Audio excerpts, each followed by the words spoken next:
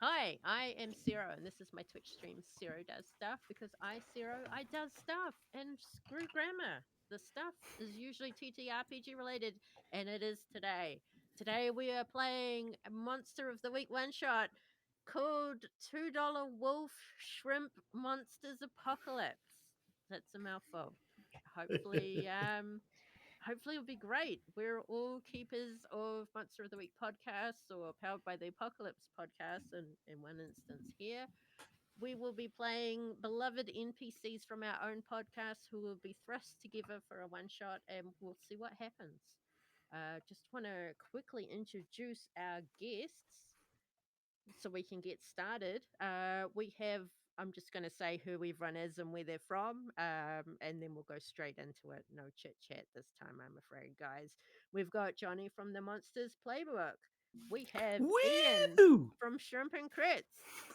We have Woo! Mr. Ray from the $2 Creature feature. Woo, And we woo, have woo, woo. David from Trials of the Apocalypse. And me from Redgate and Wolf, which is on indefinite hiatus, I suppose. Anyway, Jonny, please take us away. So, as each of you is playing otherwise disconnected characters, we are going to give you all a single point of contact, someone that you've done some work with or fought some monsters or solved some mysteries with in the past. Your old pal, Dyxon. So, I want to go around for each of you, and I want to, before we start, I want to decide uh, which what sort of happened, what thing in your past, and you can either go from, say, your playbook's history, or you can go from something that you think would make sense for your character. What adventure did you and Dyxon get up to in your monster hunting past, and what is the I can't quite see the order of how things are positioned. So who is in the top left corner? I Top can left would Sero probably looks like. be me. Okay, so first, and I think also say which beloved NPC you're playing as and what you did before. Okay, well, I will be playing Maevis from Redgate and Wolf. She's the librarian, and I will be playing a custom playbook called the Librarian. Mavis is basically of indeterminate older age, still quite fit and spry, wears the A-line pencil type skirts with blouses, but sensible walking shoes, of course. She's usually in the Hendrix Library, and she was actually called out on site by Dyxon to help him with a magic book that he had found. It was a fan fiction book called, I believe it was Sundown.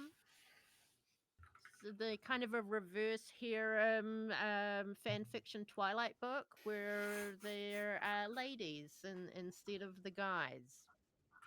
And Dyxon is the reason that that book made its way into the Hendrix Library and under lock and key. Ah, the restricted section. I am Ex- quite Mm. familiar.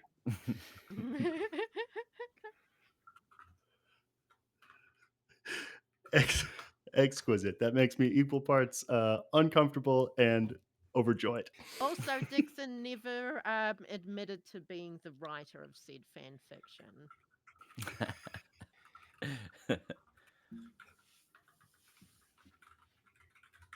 Anything And I else? think he would perhaps maintain his innocence to this day. So, all right. Next, who comes? This is going to be my rotation. So who comes next in the rotation? I'm Mr. looking at Ray. you guys in backstage mode. Would that be me? I'm not Yeah. watching I the think live so. stream, but okay. So I am playing Wyatt Wardwell. Wyatt is the father of everybody's favorite Flake, Zelda Wardwell, and Wyatt is the Hardcase playbook. Um, he's kind of a rough and tough former chosen, but now he's just a kick-ass monster hunter. He has the tattoo words Ward and Well on his knuckles, and they're enchanted, and it allows him to go fisticuffs with any monster. And I was looking at the history section for my character to figure out, where Dyxon would fit into this, and I think Dyxon is blood kin. Um, I think Dyxon is probably a third cousin twice removed, that kind of situation. So it's a All right. distant blood kin, but we're still blood kin. Okay.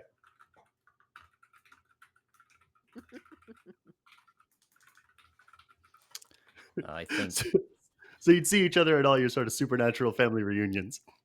Yeah. And usually it's kind of, wherever the Wardwell family reunion is, monsters either know to stay out or, most people in the know to stay out, because usually it's an apocalypse event. Sure. He's a well ward. Ward. Well, Ward. Love it. Very nice. And I think Mostly known for the potato salad. Yeah. Sorry, Ian, you're up.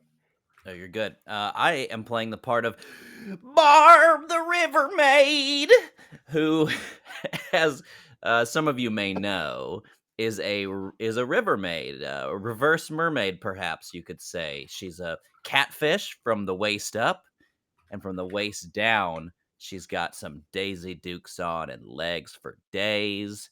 Barb has just recently married the Florida man, a shapeshifter from the wild who has been in the human world for far too long. And, well, we're on our honeymoon. We know Dyxon. I know Dyxon because Dyxon on vacation one time came to the LaRue Wildlife Retreat in Gullah, Florida, where I reside. And I think that Dyxon came in to the wild section of the LaRue Wildlife Retreat, and we happened to talk. And me and the Florida man invited him in, cooked him dinner. Old school Southern hospitality. So Dyxon had a chaotic time at dinner with us. So he was just good people. Just good people. Yeah, it was great. Put his keys in Barb's fishbowl, and it was the only set in there. That's right. Well, he had a And he went chance home with with him, Barb or the Florida man. I mean, Dyxon, which would you have chosen? Very interesting question. Very interesting question. Knowing of your predilection for reverse harems. And finally, David. Hello. Did you get catfish? Well, to keep our fishy theme going, I am playing Captain MiCaptain, who is a extraterrestrial starfish who works on behalf of the Cosmic Library, hunting and taking care of monsters and containing and returning them to the dimensions from which they came. He is often described as the most grizzled starfish you have ever seen. I like to think of him as sort of paramilitary Patrick Star. He's a foot tall and certainly thinks that he kicks more ass than he probably does. He's the professional Playbook. And I think how I'm acquainted with Dyxon, I think Captain MiCaptain, while he was coming up the ranks in the Cosmic Library, he did an externship where you're supposed to infiltrate a system unknown to who are unaware of the Cosmic Library and take details on the goings-ons there. And so I think for a time he lived in a tank as a pet starfish in Dyxon's house while he was infiltrating Earth and learning of their ways. Amazing. I would watch that TV show.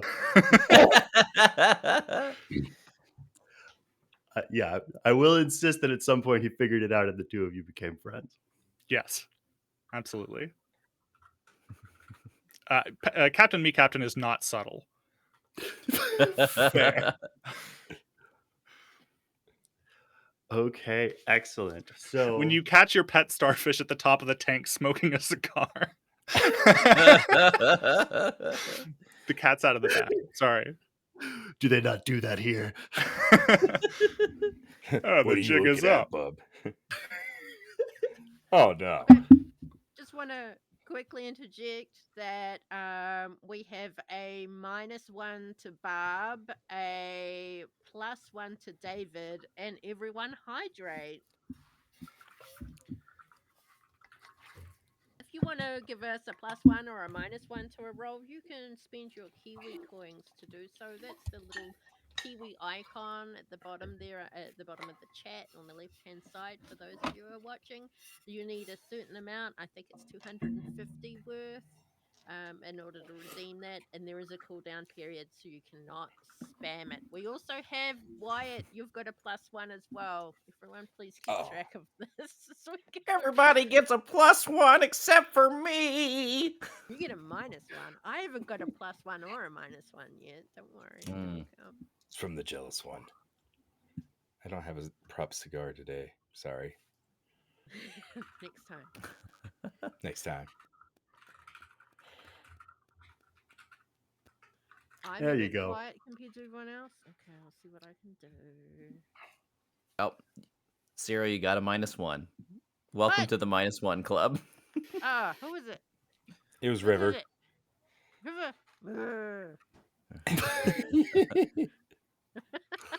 River. We don't like our fans. So I think because you. How can I maximize the comedy potential on this? I want to do. So you are each in separate places, except for, I believe, as we had talked about, both Maevis and MiCaptain were in the same place. They were at, let me pull it up. You are at a Cosmic Library conference. And I think it pleases me to say that you are in the middle of a seminar that is kind of, well, it's boring, but how you feel about that is up to you. It's a panel of people debating whether it's the cosmic part or the library part that truly makes the Cosmic Library what it is. Some think that a library is just a library, and a fist fight has almost broken out because someone said the phrase, just a library. In this context, Maevis, you get a text message. You know what? Roll act under pressure to see whether you've silenced your phone. We're going to start silly tonight, folks. That's The most cool, realistic isn't roll. it? Yeah, probably not. I rolled a 6. It's 1 XP.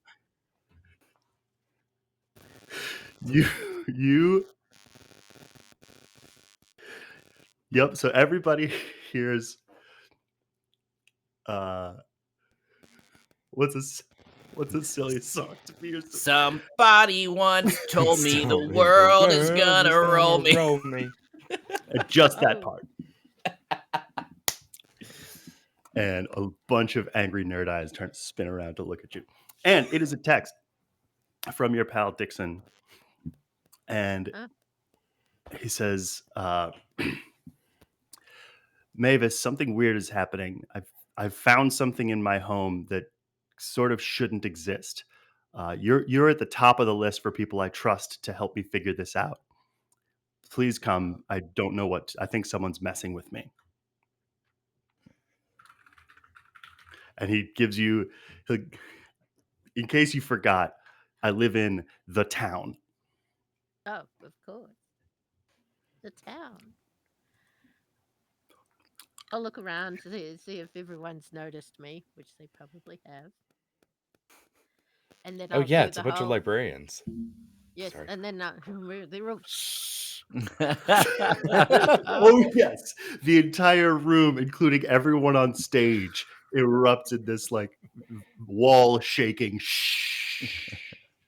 I'll maybe mutter, "Oh, Dyxon," and then I'll do the thing where I have to try and get up and get past everyone. And excuse me. Oh, sorry, pardon me. Oh, I'm sorry. Excuse me. call yourself a librarian. Yes.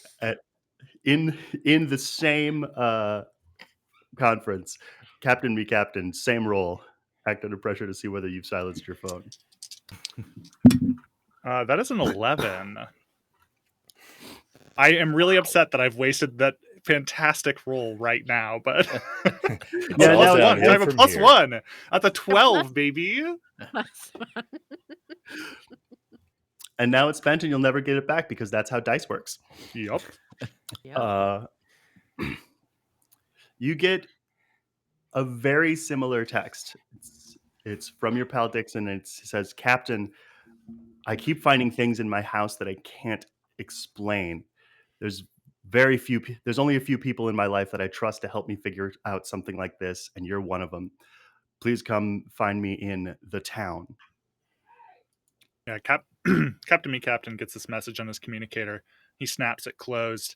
The librarian who he's holding around the neck, he got in the fist fight.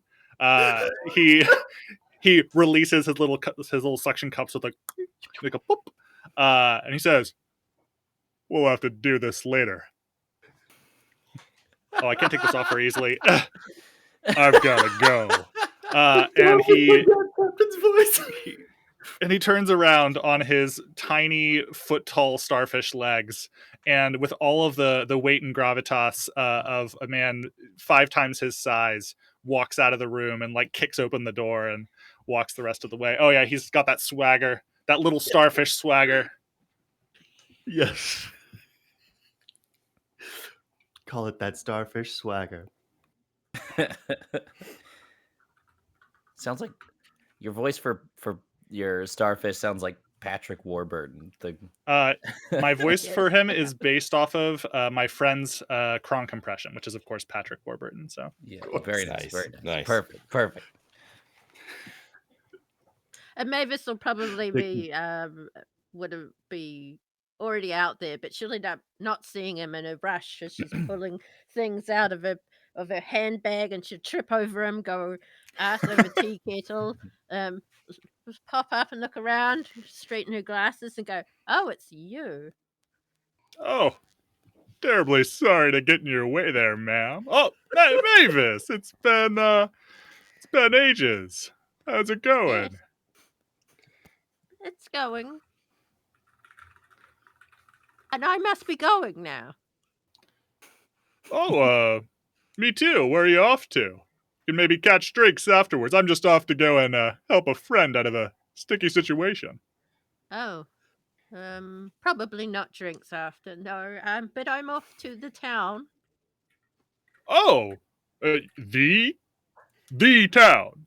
Yes, the town. I take it you've heard of it. Oh, I did a short stint there back in my youth. Oh, of course you were incarcerated. Yes, I'm not surprised. Well, it was more of an externship, but you know how it goes. No, I have no idea. If Why don't you tell me how it goes?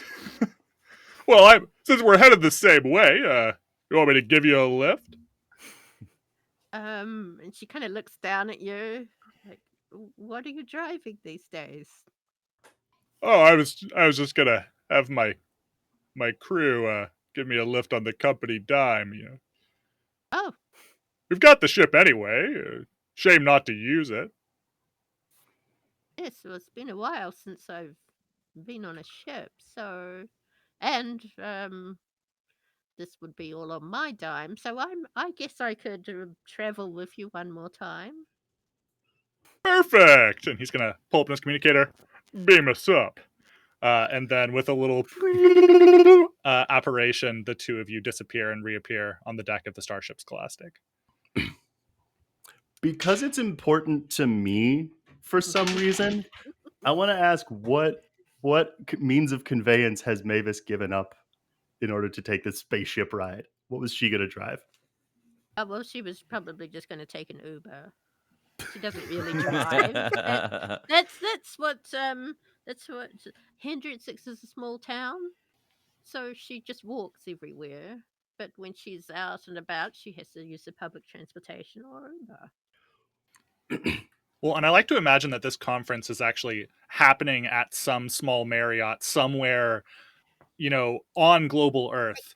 And totally unnecessarily, we've been beamed up to a spaceship to just be beamed back down somewhere else. Not too Yes. far away, yes. You're going to take the Virgin Galactic method of transportation. Exactly. Precisely. Also, I can I have a request, David? Will you direct the crew to set a course for the town? Yeah, MiCaptain strolls out of the chamber where he's been teleported to. He stands up Captain on the at the bridge. deck. Thank you. He goes over to his chair. He snaps his fingers. I don't know how that works, but he does that sound. And hurriedly, one of the red shirts run over and start manning the crank to raise his chair as he hops into it, and he's raised up to his full captain height. He reaches full height, and then he says, "Crew, we've got a new destination today. All shipboard motors, take us to the town." And there's like a small pause, and someone's like, "Is that like a specific place, or the town? You know the one." And everybody like looks nervously between each other, and then somebody just starts typing coordinates. And Oh, this thing autofilled. oh, you've been there before? Yeah, you could say that. And somebody's pushing buttons and sliding things and pushing the throttle forward, and the ship makes ready to go into warp, zips forward about 18 miles. Yep. And it's like, we're here. Cut to Wyatt Wardwell. Where would you be on such an auspicious day as today? I think Wyatt has just finished a hunt, and he is hustling at a bar, playing pool, that usual thing. Hell yeah. Excellent. Oh, I want to narrate a little bit of this so bad. Go ahead. Make my day. Make our day. So I wanted to kind of sort of tune into you at the low end of the grift, where you've lost the requisite amounts to really have the townies feeling confident. And this fellow who probably stands head and shoulders below you, walks up to you and looks up at you, and he's like, I'm almost getting tired of taking your money. $3,000. That's I don't understand. This has never happened to me before. Well, why don't we let you buy me a drink? He kind of sticks his hands in his pocket and he's like, "All right, I'll get you a drink, but one more. Come on, you got to let me win it back." Roll manipulate someone. All right, and I've been watching the chat, and I have a +2 this roll, which I appreciate because Wyatt only has a -1 to it. Woo! So that is a 7 on the dice, -1, but +2 for an 8. Okay. I can do simple addition and subtraction. We play this game semi-professionally. Hey, wait, you I'm a get keeper. paid? I usually don't have to do the math. Exactly. That's why we do what we do, people. Yeah.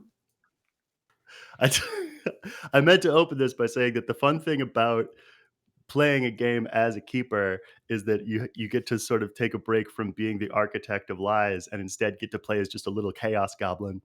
And today we have 4 chaos goblins.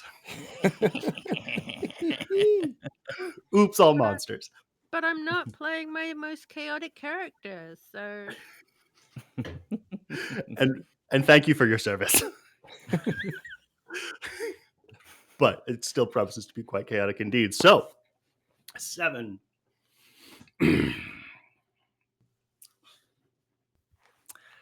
Tell you what. One more game. But if I win, I get them pretty boots of yours.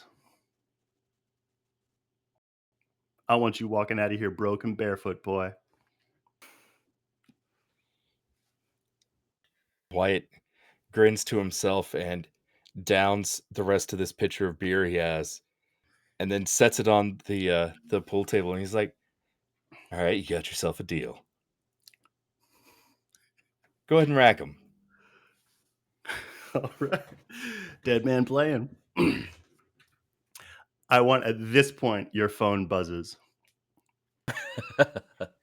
Oh no, it's full ringer on. It's she thinks my tractor's sexy. Uh-oh, somebody's mama's calling him home for supper. I had to pay $4.99 for this ringtone. It's going on everybody's call.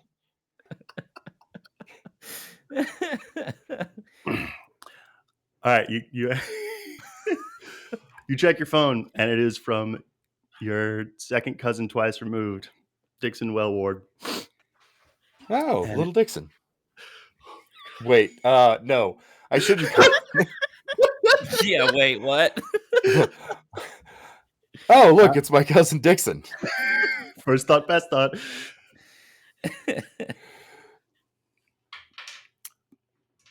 And he says, cousin, strange things are happening at my house. It's filling up with things that shouldn't be here. I don't have many people I can trust to help me with this kind of thing, but you're one of them. Please come see me at the town. I need some help. I think somebody's messing with me. Wyatt puts his Nokia phone back into the belt holster. As people are noticing, paying $5 for a ringtone. Yeah, he's still using the Nokia brick. And It would still be running. if you will allow me, I think he sets the cue, hits it, and then walks off without even looking. I can roll if you want. I would like you to roll. Okay, that's cool. Uh, What would this be? No, you don't have any more right +1. Sorry. I Yeah. would tend to call it act under pressure. Okay. If you're trying to Yeah. do what I think you're trying to do. Yeah, I'm trying to do this real cool. Sarah bought him a new phone for Christmas and he refuses to learn how to use it.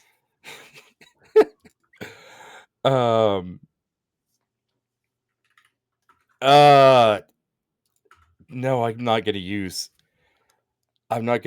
luck on this. I got a 5 + 1, so that's a 6. You're losing your boots, Bob. Uh-oh. You sure you're not going to spend luck for this? No, I Luck's think it's lethal fine. Anyway. So you just sort of, on your way out, smack the ball without even really looking to break. As you're walking out, without looking and knowing exactly what's happening, it sounds like a bar fight has immediately started in the middle. And as you look around, you can see that what you have done is smack the ball into smack the cue into all the balls and sent them flying in all directions, hitting all of the dudes in this bar. And every single one of them is like turning around like somebody just hit them, looks at the ball, looks at you, and their eyes glow with rage. What do you do?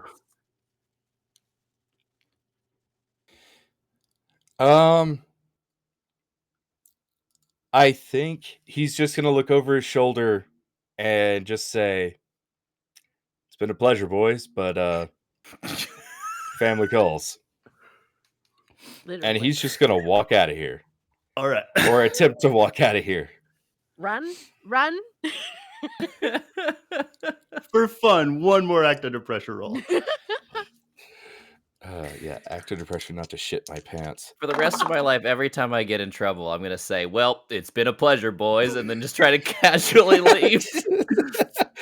That is 10 on the dice plus 1 for an 11. Wondrous. Oh, this is because it doesn't really matter. This is fun for me.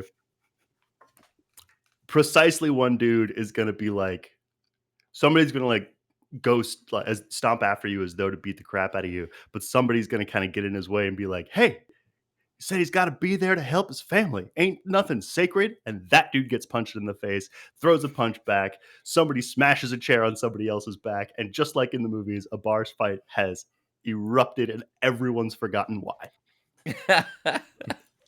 Yeah, I feel like that's Wardwell style. Can he catch the beer, throw it at the back of his head? Is that Wardwell style? Catching a beer, throw it at the back of his head. Yes. And then drinking it. I mean, you could make me roll for it again. Sure, why not? What are we doing here? It's your extra move, right? Yeah. All right. That is 6 on the dice plus 1 is a 7.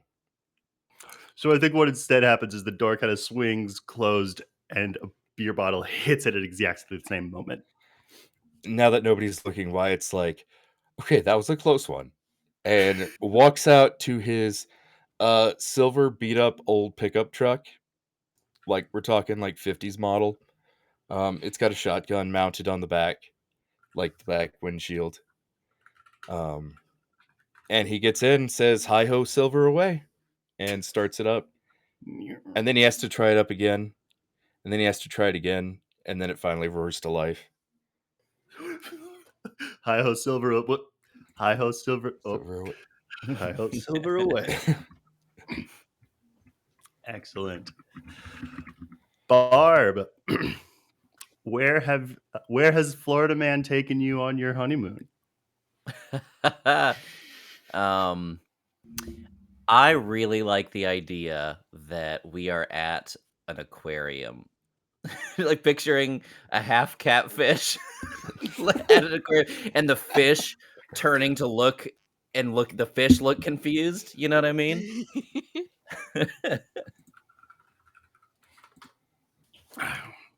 You're the prettiest damn aquatic creature in this place. Oh, Curtis, Cletus, it's so nice to be on this trip with you. You're just the prettiest little piece of ass I've ever seen. Jesus, Damn Ian, I'm right. drinking. Blame David. We got to drink at the aquarium. He's gonna run a hand through your whiskers and saying, "Your life's just gonna be an endless stream of lovely nights like this one, just like my queen deserves." Listen here, sugar lips. I put my good thong on today, and I'm about ready for you to take it off.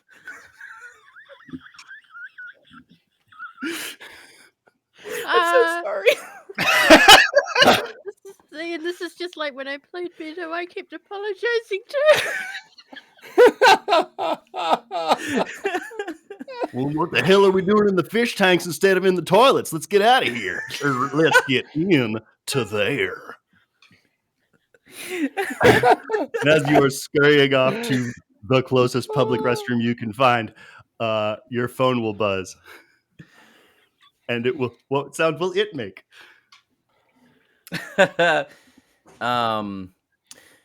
Shot through the heart, and you're to blame, darling. You give love bad name. Even as he's leading you to the bathroom, Florida Man's fists reflexively start pumping in time to the beat. Oh God! And you take I look out at my your phone, and it's your old pal Dyxon, and he says, "Barb, my house is full of things that I do not understand. You are the only person I can. No, you are the only one I can trust to help me with this sort of thing. Please come help. Meet me at my home in the town. Good Lord, if I'm the only one he can trust, he must be really screwed. You're about to get really screwed. Wait, oh gosh, Curtis, Curtis. I'm afraid we're gonna have to wait to consummate this marriage a little bit longer. Oh, my soggy bottom bell. Don't say it ain't so. I'm just gonna have to go take care of something real quick. I think you said he's a shapeshifter, so I think his arms are gonna like fan out into 3 arms, each one holding a different handgun with the serial numbers filed off. Need an extra couple of guns. Oh, baby sugar sweetie, I'm sure it's not that big of a deal. Why don't you just go back to our Airbnb and I'll see you in a little while. Keep those sugar cakes fresh for me, though. Sugar pie, sweetie bonbon. You stay safe out there, and you keep that good thong on. I'll never take it off unless you're the one to do it.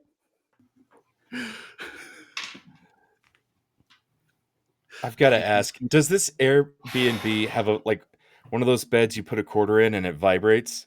Yes. Because it seems like that's the kind of classy joint they'd go to.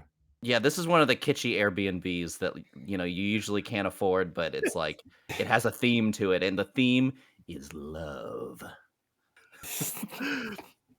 All right, he's going to give you a big old wet kiss and say, I'll keep my teeth sharp for you.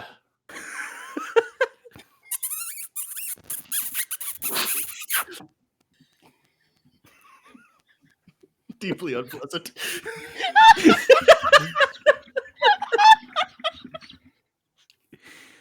Now, I have a question for my keeper. Uh-huh. Does this count as bond abuse?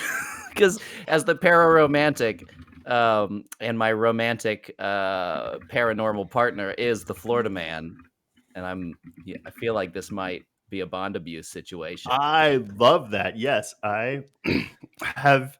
Mercifully, I have yet to play with a pararomantic in my own campaign. So this is my first time with a good idea for the pararomantic. Oh, you're both virgins. Excellent. We're both pararomantic virgins.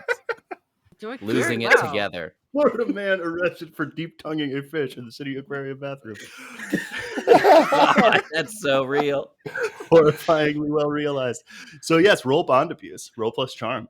Oh, I think you've got some pluses and minuses. Let's add them up. So we've got a +1 from Jay. Thanks, Jay. Thanks, Jay. I think that's it. Oh no, hang on. A +1 to Jay and a +1 to and a sub -1. So you've got a flat roll. I knew I had a -1 at somewhere. So okay, so I've got a flat roll, but my charm is +3 because Barb is so nobody can not like Barb. Yeah. Ooh. Let's see, 4, 5, 6, 7. Oh my god, I rolled a 4, but I forget how good 3 charm is. I'm at 7, which is a mixed success. All right, choose one of the bond abuse. Oh god, okay, I gotta read these. Let's see. You may not channel the power of your bond for the rest. No, I don't want that. Unwelcome attention of others of your guide's kind. We can't handle more Florida men up in this. Someone who shouldn't know finds a clue about your relationship with your guide. Oh, I'm going to pick the boring one. I'm going to mark off a box in my relationship status track. Dyxon I was hoping for the last. Dyxon has just pointed out that his real name is actually Curtis. Curtis Cletus, yeah. But sometimes it's Cletus Curtis. And sometimes it's just Cletus. And sometimes it's just Curtis. No, she means Dyxon's real name. Curtis. No way.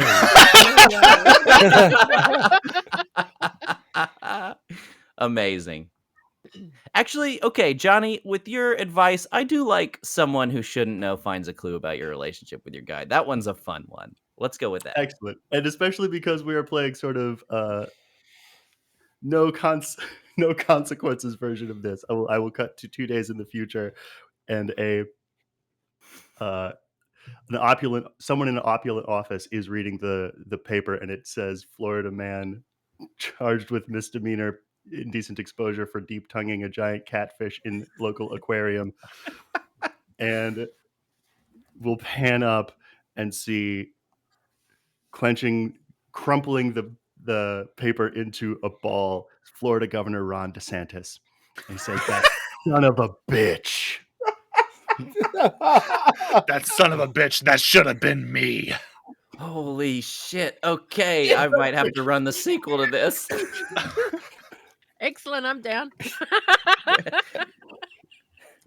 He puts on his stilts and says, "This is personal." It should have been me.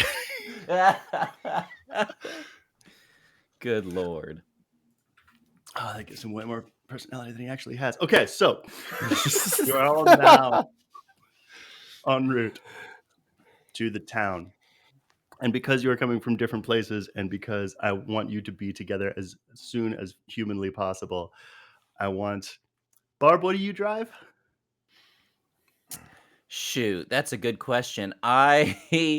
Let's go with the funniest option, and that Ray let us borrow the Ray van, which is a van with Ray's face on the side, and it says, something to the effect of, please visit the LaRue Wildlife Retreat.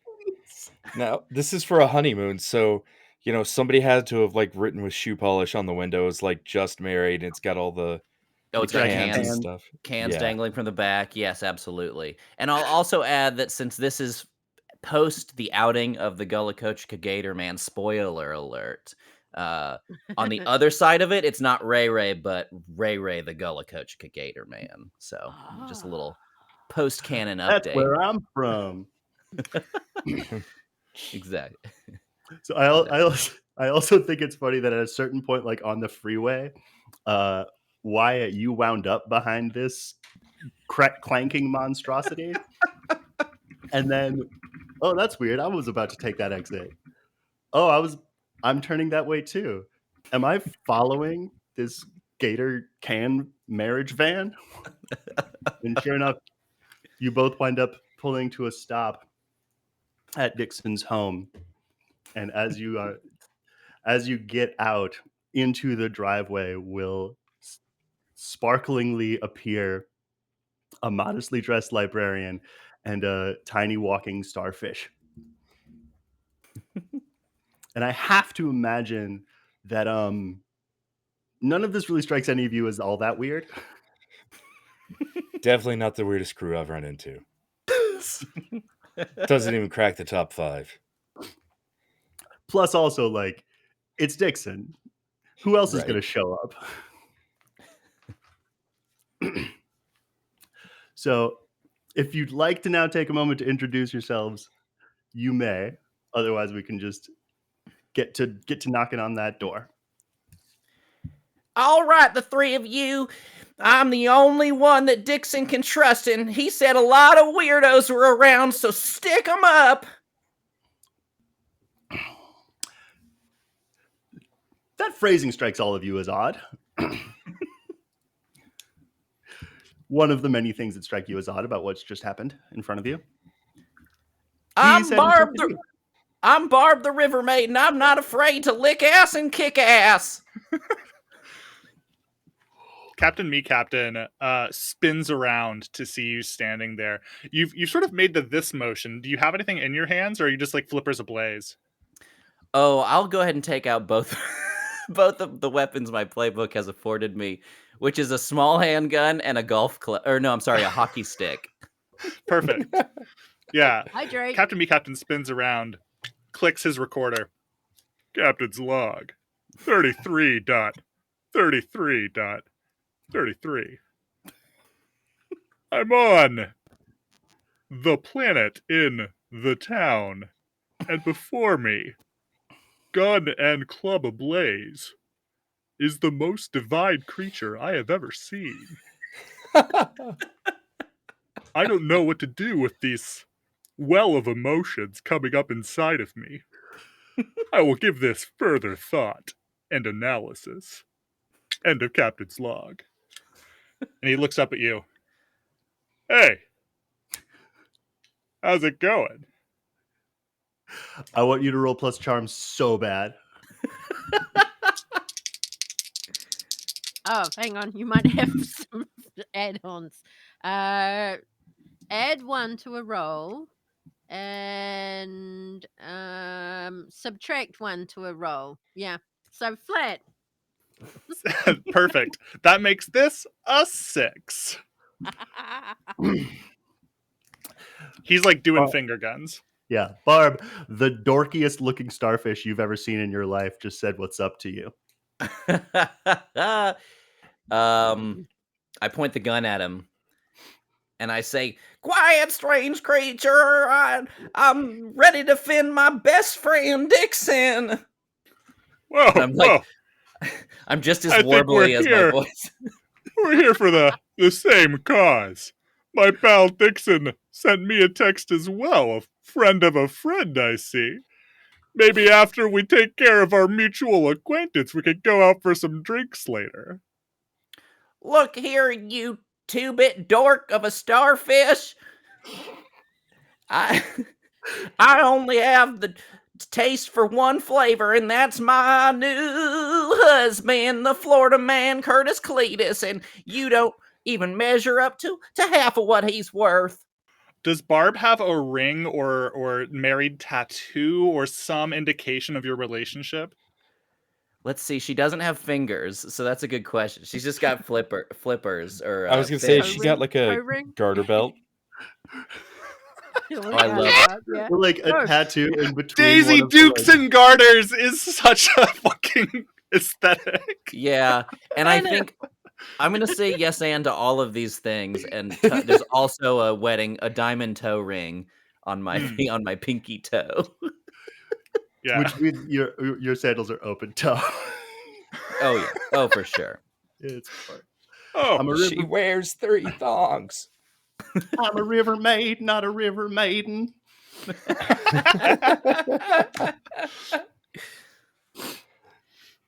Yeah, Captain MiCaptain slowly lowers his hands, pulls out his communicator, and opens it up. You can see the text from Dyxon inside, and he says, "Well, look, your business is your business. I'm not here to be a home wrecker. I'm here to actually help out with this home here, you see." Unwreck. Okay, well then you better help me round up these other 2. Speaking of the other 2, go ahead. I think you'll find you're not the only one to have received the same text from Dyxon. Is it the same word for word? Does seem that way. What's your name, strange creature? You can call me Maevis, dear. I'm a librarian.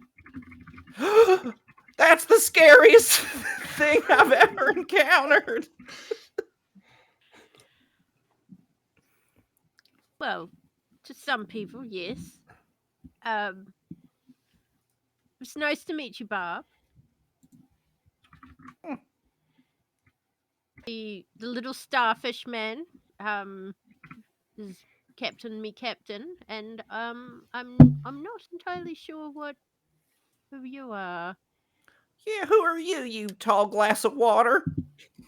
Wyatt is loading his shotgun, and he slings it around his back, and then he gets this absurdly large pistol and makes sure it's loaded, and then closes it and spins the revolver, or all the cool gun tropes. Puts a flask in his jacket and looks down and says, "I'm just here because Dyxon asked me to. And like my car thief cousin always says, we're family." The name's Wyatt Wardwell.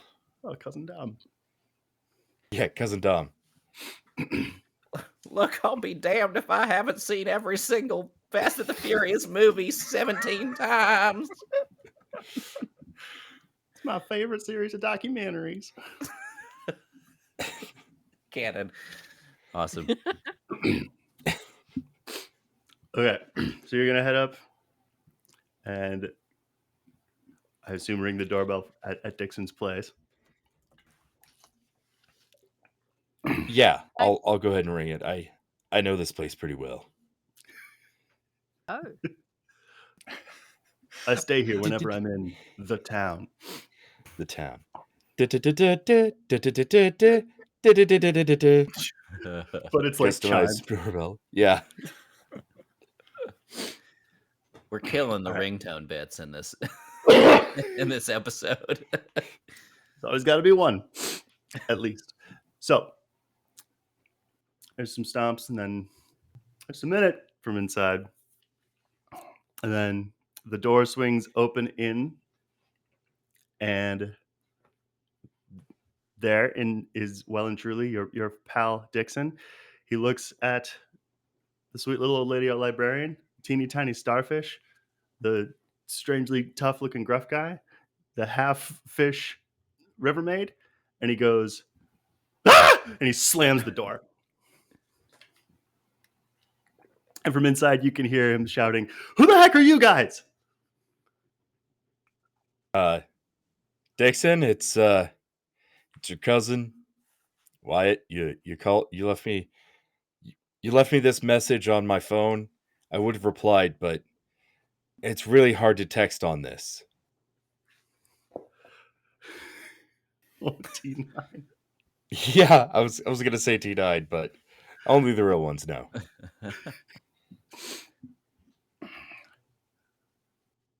I don't have a cousin, Wyatt. How do you know my name? Why is there a giant fish with you? And a little fish with you? Well, I'm a technically, I'm not a librarian. fish, but no offense taken at this time. Look, just what do you want? Or go away, or I don't know. This has been a really weird couple of days. Dyxon, you not- don't ahead. remember me and Curtis cooking you up some spaghetti? Oh my god, the fish one talks! Wyatt's gonna step away from the door and like motion like, the eyes for the others to the front, and then he's gonna walk around back. All right. Captain's And- log 33.33.33. Dyxon is acting strange. Perhaps we navigated to the wrong town. Messaging crew. End of Captain's log. Wyatt, what are you're heading around just sort of to the back door? Yeah, I think he's just gonna hop the fence and go in through the back. Okay. I say hop the fence as in like a last resort. Like he'll open the check to see if the gate's unlocked first. The gate, in fact, is unlocked. Okay, good. I was afraid I was gonna have to jump over this and relax under pressure and split my shorts or something. I mean, if you want your shorts to just split open right now, that might be a keeper action I can do. No, Zero I'm out. good. I'm good. You're all set. All right. So yeah, you go in. The back gate is unlocked, and so too is the back door. Okay, he's gonna open the back door and just walk in. Okay. I think basically how I want to describe the interior of Dyxon's house is that like it's as though someone was a monster hunter like you guys, but like definitely. Oh, everybody say hello to Fletcher. Hi, Fletcher. He says hi. There's like trophies and stuff and photos of like you and the family, and there's pictures of him in front of signs saying "Welcome to Sunny Gullah Kochika," and there's particularly no, I'll get to that later. So, but yeah, for all other intents and purposes, he lives in a pretty regular suburban house. Except there is like, he seems to have made a big pile of stuff on the kitchen table. Some of the things that seem to have, there's blank spaces in the walls. There's blank spaces in the shelves that have at turns sort of knickknacks, but then also what might be like dried monster claws, sort of sitting almost like trophies. And then there's this big pile, and then you kind of walk through there, and then you can see leaning back against the door as though barricading it from entry is Dyxon, and he does look quite scared. Oh, I know what this is. And he's gonna take the shotgun off of his shoulder and aim it at Dyxon. So, you're a cuckoo.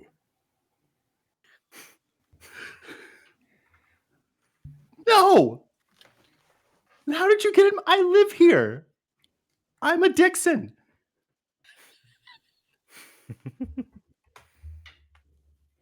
My picture is on your wall.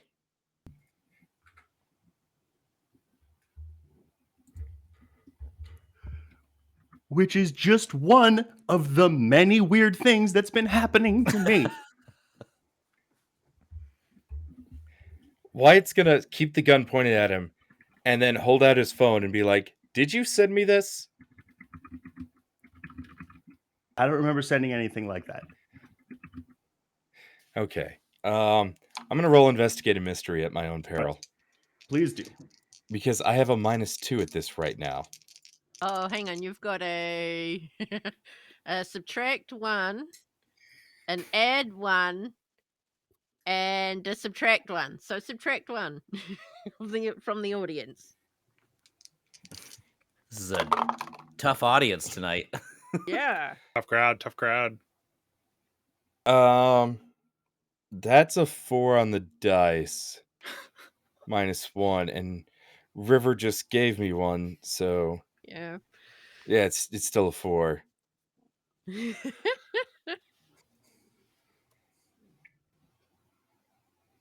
gonna go ahead and mark that experience. Dixon's gonna Go ahead die, and do isn't he? I wanna. Oh wait, I I'm failed concerned twice. by what might Two. happen if I say this, but my general thought with failed investigate rolls is either you become distracted and have no idea what you're looking at, or you get incorrect information. So yeah, what did you say? This is a cuckoo. A cuckoo, yeah. You know, there's only one way to tell. A cuckoo. And Does it have anything to do with that gun? doesn't have to. And he's gonna throw his big knife. Like, I just want to kick some ass. All right, roll kick some ass. All right. You know, it's just like Daddy Wardwell always says. You got to surprise him. You know, lead in with the gun and then throw the knife. Bring That's a knife to a gunfight. Right. Bring a gun and a knife to a gunfight. They never see it coming. So that's a 10 on the dice. +2 for 12. Oh boy.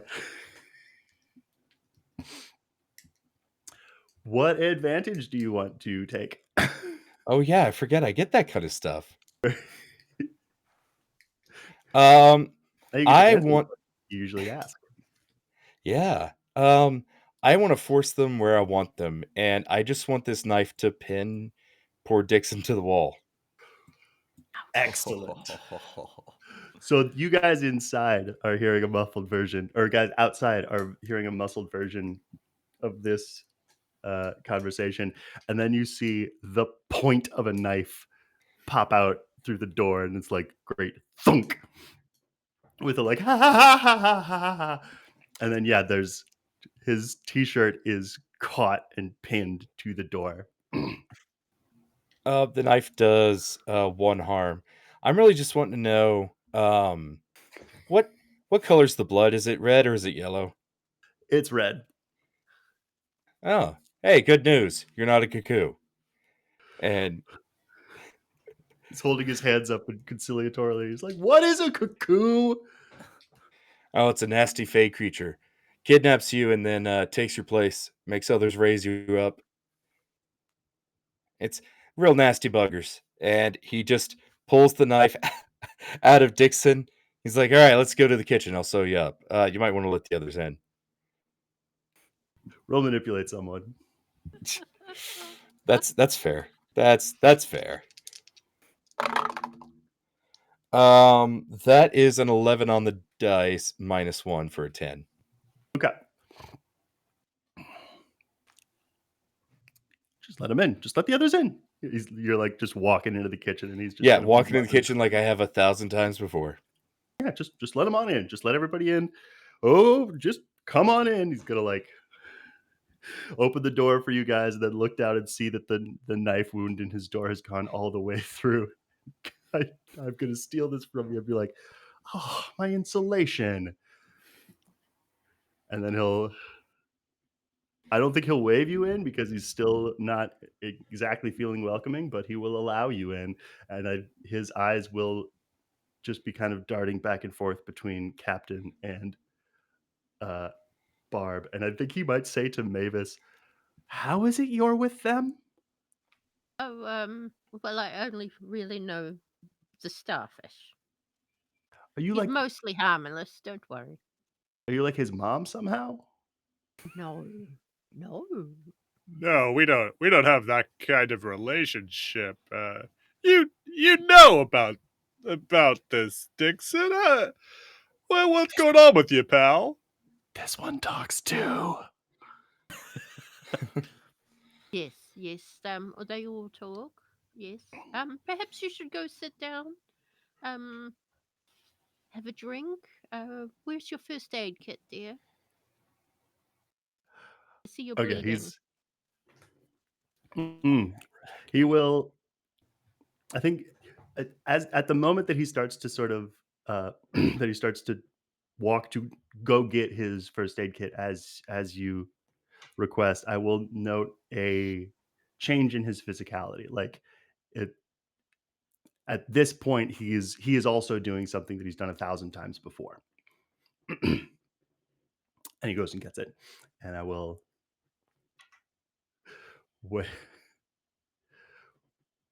what's the protocol when someone who's integral to the next sort of half scene has stepped away?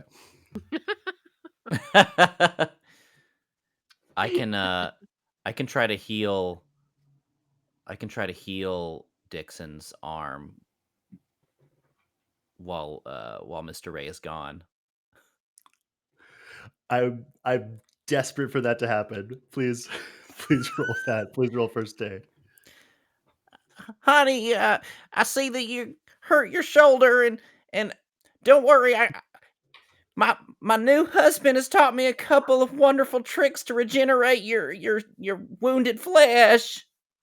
I am wanting to basically he goes and gets the first aid kit, and I want to cut to him sitting in a chair trying his very best to make a normal face while a fish mermaid stitches up his shoulder.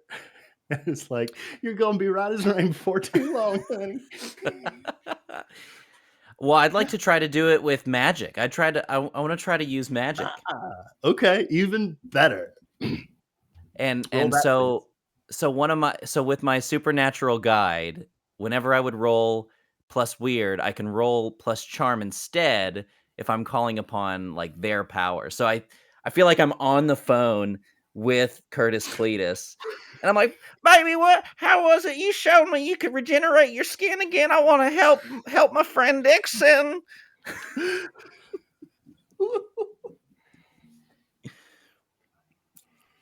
Was this his one phone call from the police station because he was arrested for hanging a 100%.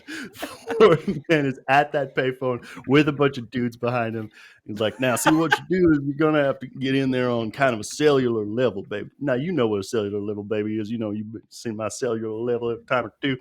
I miss you so much. Trembling with desire.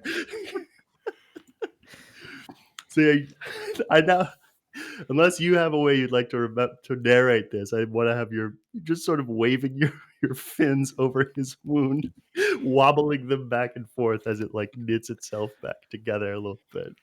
Yes, and I will roll. And The only downside of this is if I fail, in addition to the regular consequences, we suffer, and we have to do the bond abuse again. Uh-huh. That grin. Oh, but don't even worry about it. I rolled a 12 plus 3 is 15. Jeebus.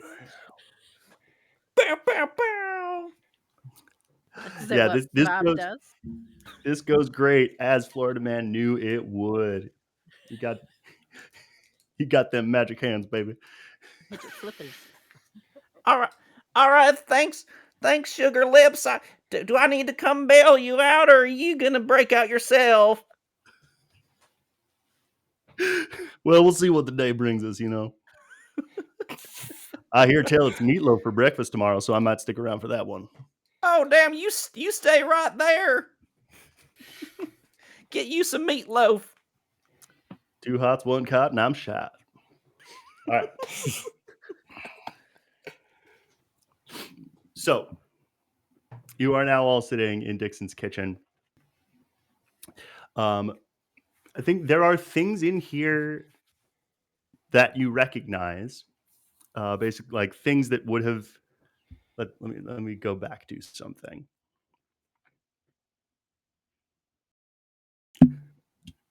Maevis, there is a printed out copy of a chapter of Sundown that seems to have not made its way into the library. It's in the pile on the table. Okay. I adjust my glasses and I look at it to see if it looks especially magical. With your glasses. It's basically just true sight. Sure. From a D&D perspective. I'm gonna have you roll plus sharp. Okay. Now I have a -1, and a +1, so that adds up to a -1 from the audience. All right.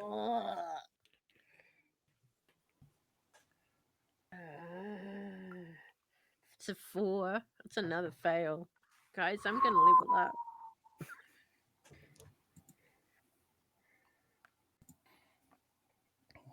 What can I tell you?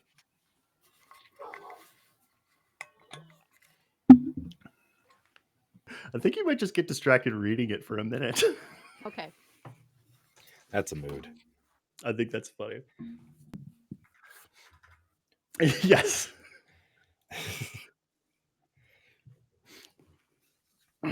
Yeah, and then I think Wyatt, there's a couple of stray family photos and at least one family photo album on this table. And I want him to like. No, this makes sense. Barb, you can see a couple of the selfies you guys took on your little on the dinner you made for him. And even I think a postcard or two that you had sent him. It's y'all come back now here, etc.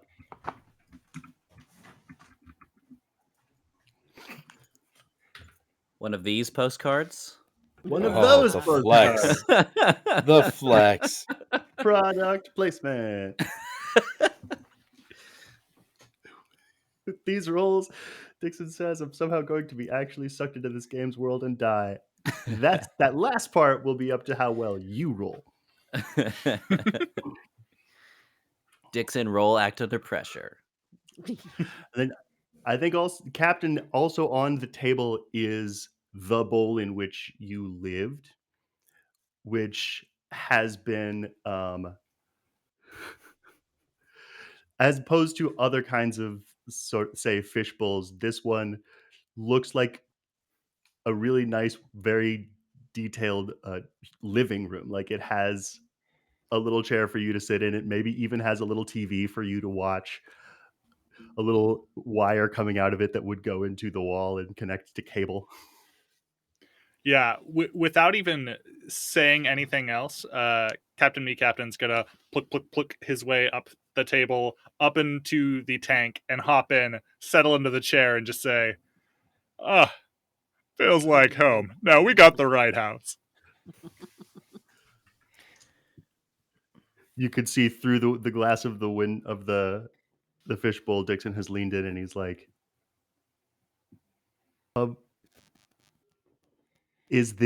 did you put this here? Well, if we're going all the way back, I did put there's a little TV stand here in the corner. I bought that. That was at there's like the smaller version of IKEA, small Kia. Yeah, I've got one of those there. The chair, though, you gave me that as a gift our first evening smoking cigars together. I love cigars.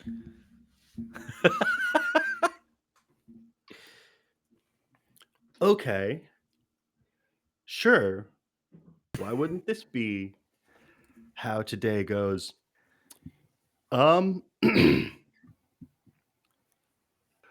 So somebody put all these things in my house, and I don't have any memory. I don't know where they came from. They just appeared here. I came downstairs and my house is full of all of this stuff. I don't know where any of it came from. Could I do a scan of Dyxon? Could I like have my ship do a quick scan of this area to check for anomalies? Is that a move, or you just want to use that as investigative mystery? I was thinking just investigate a mystery, but I suppose it could also be deal with the agency. I think it is deal with the agency. All right, it's plus sharp, so I got a +1 for that, and I think I have a +1 from chat as well. That sure doesn't help Snake Eyes on the dice, huh? So yeah, it's a total of 4. I have a very important question. Yes. Who is Captain MiCaptain's superior? Oh shit. Captain MiCaptain's direct superior is what's his name? Diarmid the frog. Does he have a voice that I would assume he would have? Diarmid does sound like this, yes. I want how we described him. He's basically dressed like the frog from Hoodwinked. If you've ever seen that film, he's like he looks like Kermit if he's wearing like a nice suit with a little bow tie. Okay. Wow, what a pull, by the way. Pat, I think Jonny. Pat was the one who made the pull in episode when we first created that NPC. So yeah. Oh, like from Hoodwink, that movie I watched on purpose.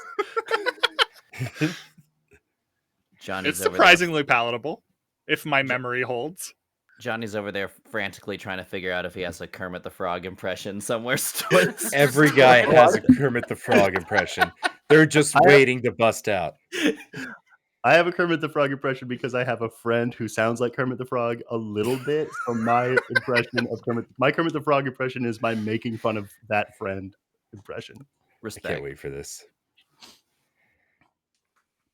So you make your call to your ship, but instead a hologram enters this room that you can all see of a very elegantly dressed anthropomorphic frog, and he says, "The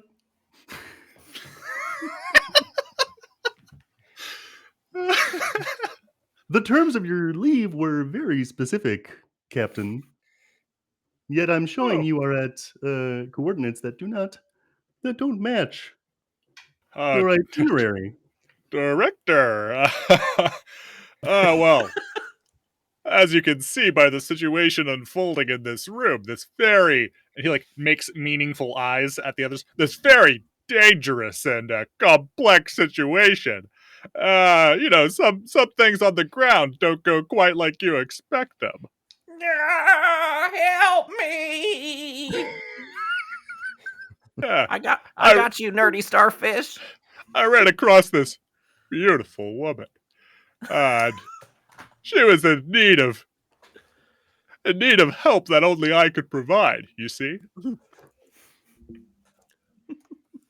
Your roll was a 4 on this. It was a 4. Wyatt's in the background, like sort of raiding Dyxon's like liquor cabinet. Like he's poured a little like orange juice inside of a like Muppets collector cup, and is pouring like different whiskey and rum into this cup. Maevis has pulled out a red pen and she's proofreading the chapter. Proofreading instincts, you can't turn them off. Nope. Even if you get turned on. So Need that on a bumper sticker.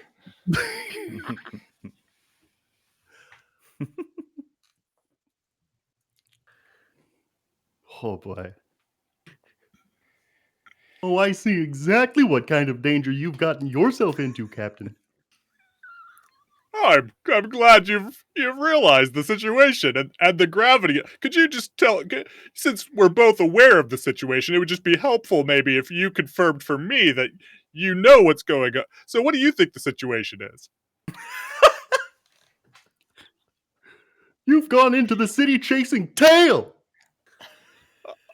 As you can clearly see, she's got legs from the waist down. I don't know what you're indicating.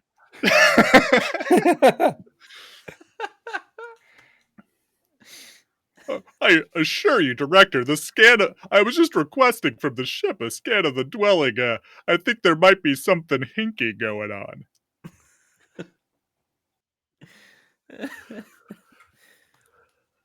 Top tier hinky stuff, Director. Oh, is that what you're calling it now? Well, you enjoy your top tier hinky stuff, Captain, and report for duty sharp, bright and early tomorrow. Your leave has been hereby canceled. Oh no. Can we how about like another 40? This situation's unfolding. Maybe 48 hours?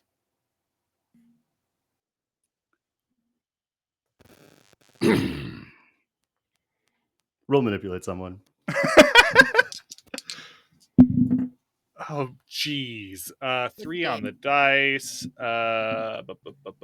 Manipulate someone. I have a +1 to charm, so that's a smooth 4. Damn. Really? I told you I rolled that 11 earlier, and I will never see those numbers again. Hydrate. Are you about to level up? Yeah. How far away Are are you you? from that? Oh, geez, I hadn't been counting. That's, I think 3 experience so far. I think Jeez, so. yeah, almost. 48 hours. That's perhaps a little ambitious, Captain. Looks meaningfully at Barb. 36. 24. But I will send you something to help you on your mission. He'll give a sharp salute, and his image will snap away, and then on the ground in front of you, a little sparkly teleport beam will materialize a condom. Yep, that's what I thought. Captain MiCaptain will pluck out of the water, down the side. He's going to go over and he's going to like put it on one of his little starfish hands, and then he's going to jump up and just start slapping Dyxon in the face and be like, "Tell me who you're working for!" And that's what he's going to do. Okay. Tell me who you're working for. I need you to roll kick some ass. Let me ask you a question right now. Could we define this as charging into immediate danger without hedging your bets? Why not? Conjuring protection. In which case, I guess that's. Oh, you're right. I am hedging my bets. I am actively wearing protection.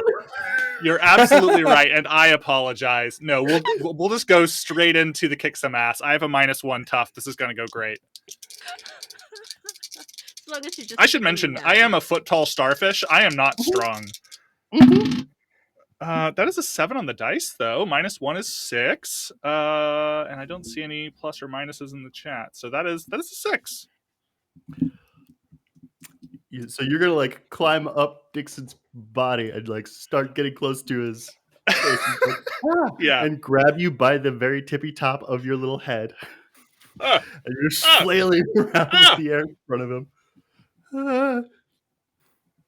Listen, he's gonna shake you a little bit.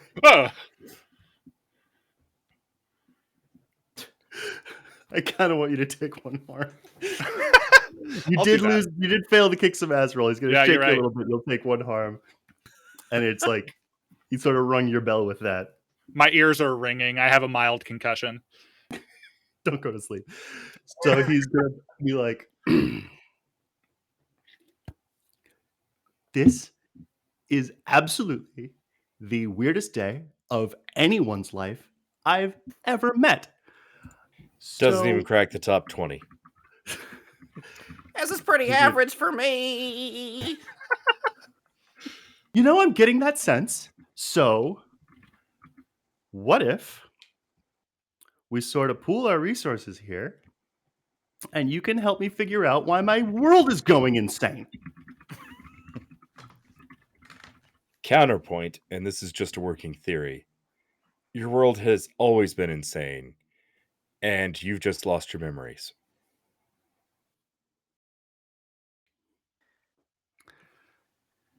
No, yeah, that does make more sense. Me and my friends have encountered entities that can mess with people's memories, and that's bad, bad news.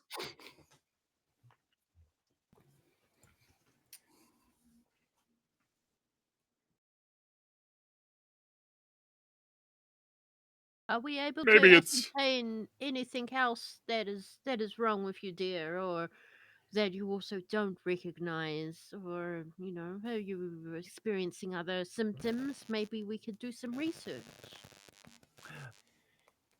Maevis, why don't you roll investigate a mystery? Or let's see if you have anything specific that could help. I got a 7. I didn't fail this time. Yay me! I gotta ask a question, don't I? The thingies. Hunter reference. Investigate a mystery.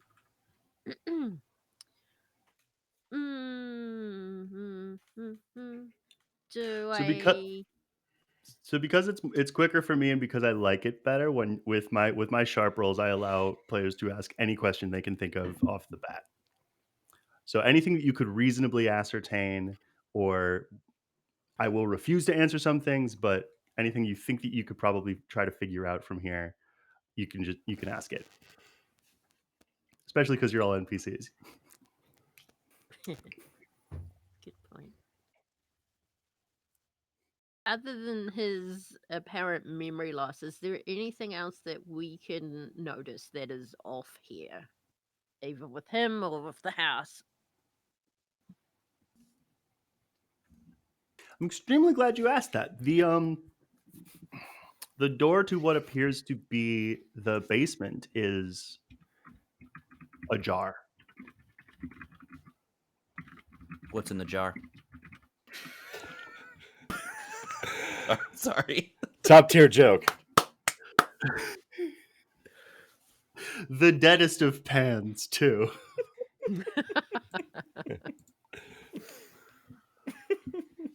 Oh, I need to go think about some stuff. So, yes, it's a door. Okay, It's and it's a jar. It's yeah, slightly open. slightly open. That- Thank you, proofreader. Do we know what's usually in the basement? Wyatt might. He's. I think he's got a pretty sick setup down there. He's got like a sort of a rumpus room with like a bar, and that's where he keeps the real big TV. And there's a couple of that's where when you do come out here, that's where most of the good hanging out happens. Comfy chairs, little mini fridge. You tell the stories. Maybe will push open the basement door. Okay. Have a look down. So the first thing that you notice right away is that the basement has been wrecked. Oh. The mounted TV has been sort of pulled off the wall. The furniture's all been flipped over. And behind the bar, there's like a probably 4-foot tall, rough oval shaped hole in the wall. Were you robbed, dear? What happened in my basement? Obviously, I don't remember any of this. So maybe.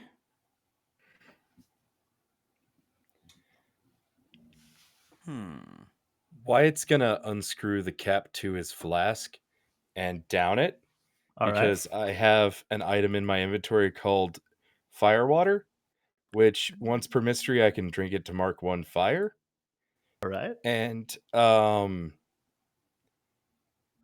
am going to go ahead and investigate a mystery, and I'm going to use my move Inspired Firework. Inspired Guesswork. Okay, so that's I have an important question. okay. What did you roll? I got a 3, Man. but because of my Inspired Guesswork, when I investigate a mystery, I may spend 1 fire to add 1 extra hold. I see. That's not a bonus to your roll. That's just a hold. Did you get Yeah. 3 in total, or 3 in total. okay. You guys are doing great. Yeah, Spectacular. I can help out and give people a +2, but no one's getting anywhere near enough for that to even work. The rolls are so bad. Yeah. So bad. But my questions are limited to powers, motivations, or weaknesses. Mhm.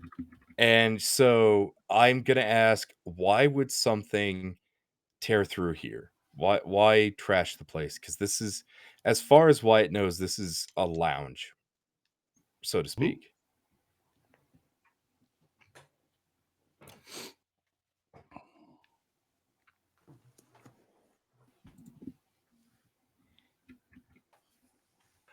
I will tell you.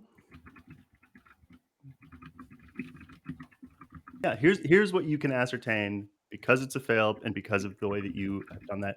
The reason this place is trashed is because whatever busted through that wall was hungry and desperate and looking for food.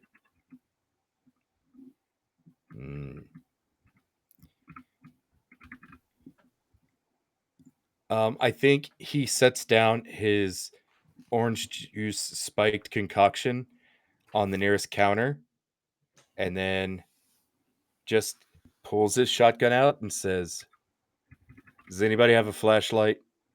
Just point it down the tunnel." Yeah, And I he's have a gonna start flashlight.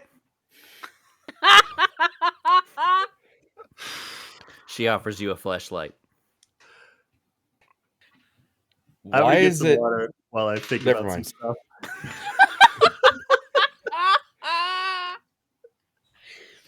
Mito just had sex with a squid boy in the back of a pawn shop. You've got a flashlight. Why does it have caviar in it?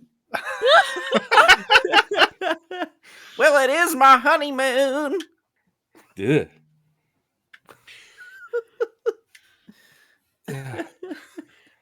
You've heard of bringing a knife to a gunfight.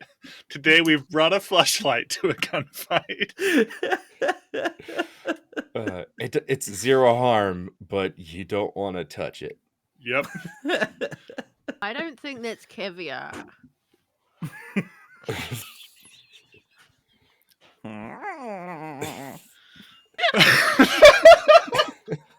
You can't do that. Yeah, you're contractually obligated not to do that. You can't. I was going to go the other direction. I need you to record that so I can make that into my cell phone ringtone. Just Harm intimate. Well, there was no Intimate. there was no escaping that.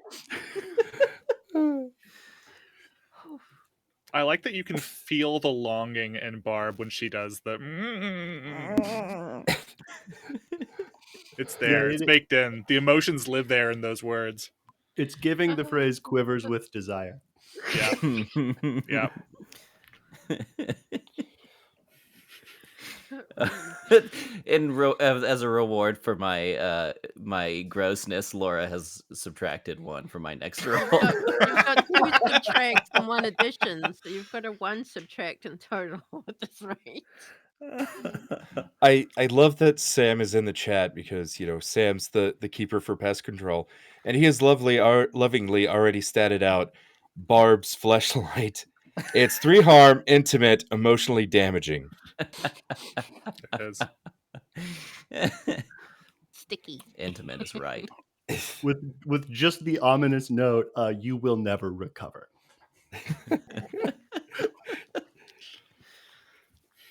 Also, I think Sero pointed out in the chat, and I think this is very true, that Dyxon is just still carrying MiCaptain aloft down into the basement. Like this is just how he's being traveled right now. It's fine.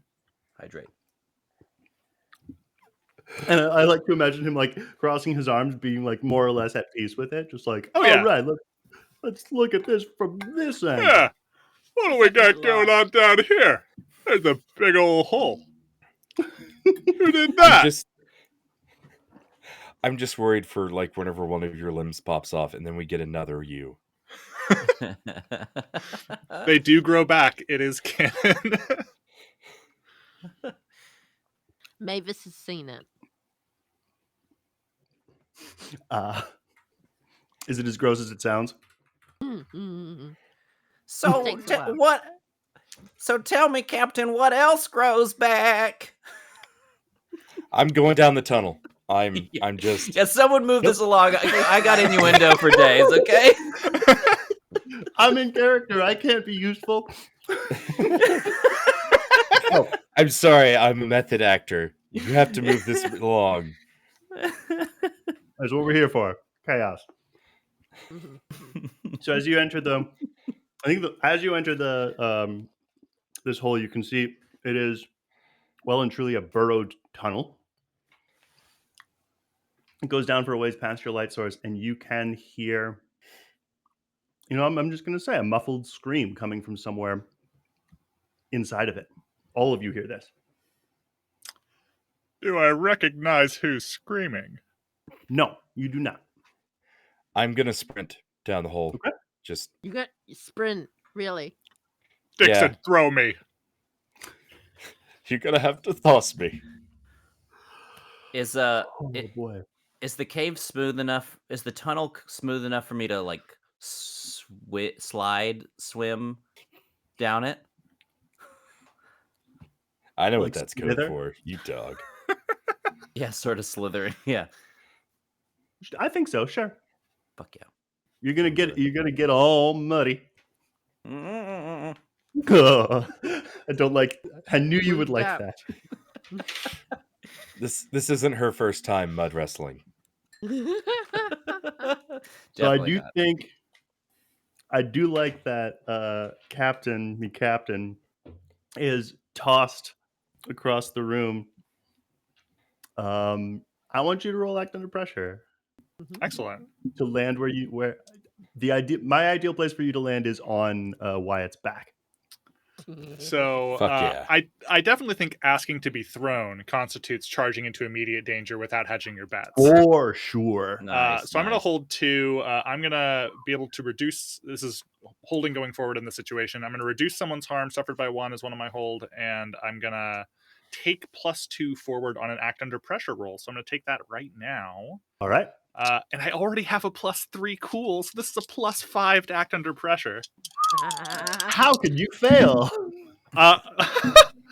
Why now? That is boxcars. That is 12 plus 5, 17. Wow. Let's go. The dice are telling a story, and it is a stupid one. And I do love it. This is slow motion. This is anime background. Give it to me. Soaring through the air, and it is like that kind of full color with motion streaks behind it. Do you want to toss out a one-liner by any chance? Mid-air, pulls out his recorder. Captain's log. And is just like doing a full log as he's flying. I'm tumbling through the air right now. I feel my life flashing before my eyes. Has it been a good one? What do I do if it hasn't? Think about this later. I see a darkness up ahead. I must greet it.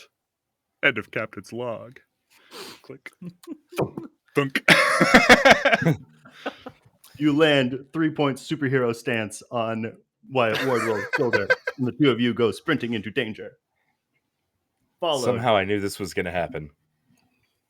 This is giving like Age of Ultron when all the Avengers are going through the forest together, but like, you know, we're all traversing in our own way, like sliding and flying and sprinting, and then the librarian.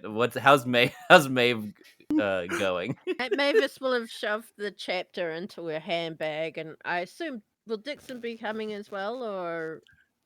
Do you want him to? He will follow your We're lead. going to put him in peril, certainly. I think you may. She'll travel along with Dyxon. In which case, don't. Maevis, I want you to roll plus charm. Roll manipulate someone.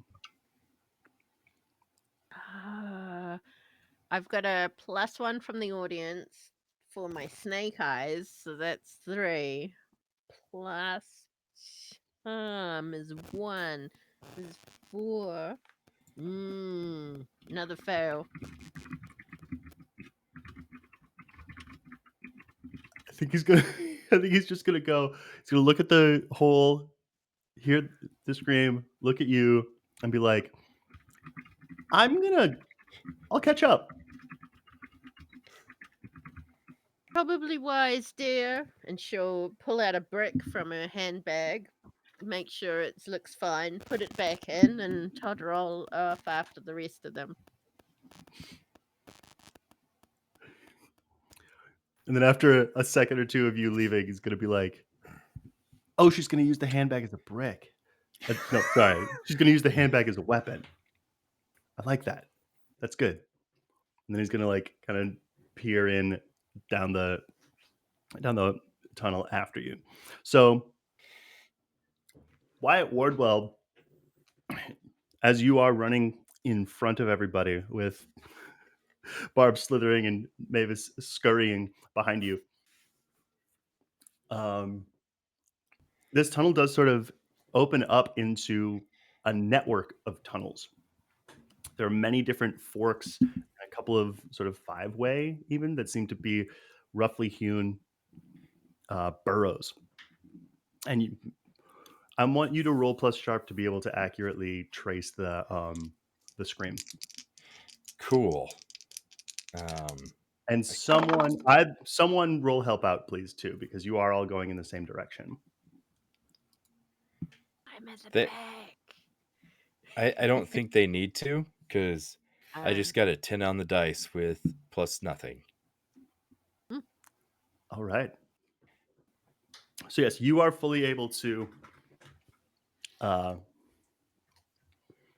follow this to you know what. This one comes and it sort of ends in a like. Yeah, it ends in a slope up into what appears to be kind of the lower chambers of the library. There are rows and rows and rows of books, and this looks like they all look kind of the same, like it's the reference section.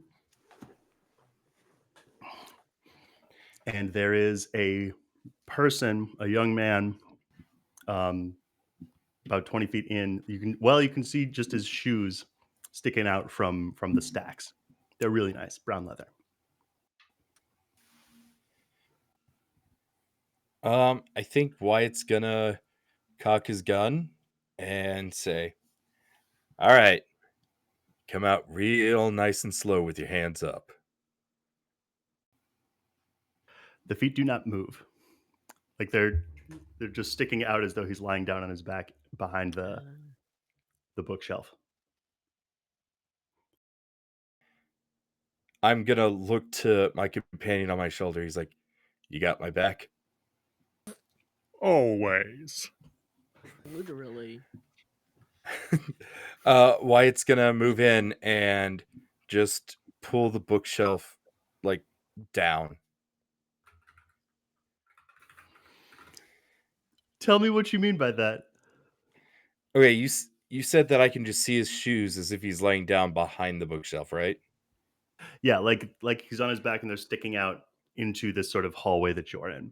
Very Wicked Witch of the West style. Okay, I was thinking he was like hiding behind it. He's concealed behind it, but he doesn't seem to be active or standing up. Is there a way to pull this like bookshelf down? Yeah, I would Like call onto that a the tough ground. roll. Fuck yeah. Oh, would it be safe to say he's openly defying what I told him to do? Openly in that it is clear. I'll allow it. Okay, good, because that gives me a fire, and that's kind of what my playbook's all about. So Right. Let's get mad. alrighty. Let's see here. That's a 3 on the dice, plus 2 is a 5. This is amazing. I really wish Maevis was here. I would love to help out. Hopefully we can get that plus, or I guess we were at a 5. That would only get us up to a 6, right? Mm-hmm. Yeah, but if Maevis was You here, could she be could in get us to a danger. 7. Wait, where's Well, where's here's the Maevis? thing. I think no matter what, I'm on his shoulder. I think I'm going to be part of the danger. So, I mean, I can arrive now and help. Oh, wait, Wyatt just got a +1 I did. from the audience. Yeah. well, So then you know what? now- I'm gonna go for the help out. We'll see. Go We'll see how for this it. goes. I got a +3 to cool. It's my- Hey, that's pretty good. That's a 10 on the dice. +3, 13. Love to see Not it. a failure. Let's go. So Where are we which going? direction are you trying to pull down the bookshelf? Towards the figure? Away. Away. Yeah, I think maybe you've like kicked out one of the supports and it starts to topple that way. And I like jump off your shoulder and like, use myself as just like that extra bit of force at the top of it to push it back away from the person lying there. And I like tumble to the ground. Did we make it? So you pull this thing out of the way, and you can see lying on the ground is a tweed jacketed youngish man, and standing over him, skin pale, eyes sort of dark and cracked around them, is Dyxon. And he looks at you with an inhuman anger, and he goes, "I wasn't done." And I think he's gonna yeah, this makes sense. He's gonna like hold out his claw hand at you, Wyatt, and like these weird sort of liquid tendrils are gonna fly out of them and wrap themselves around your neck. And I'm gonna say you're not 100% on what your dad's name was. And actually, here, let me do this. Can you briefly describe for me a one of the cooler things in an adventure that Wyatt Wardwell has done? Yeah, he once got into a fight with the wing squatch, which is Sasquatch with giant wings. Mm-hmm. And it was a midair fight. And he decked him right in the jaw, and he made him drop him, and he survived the fall.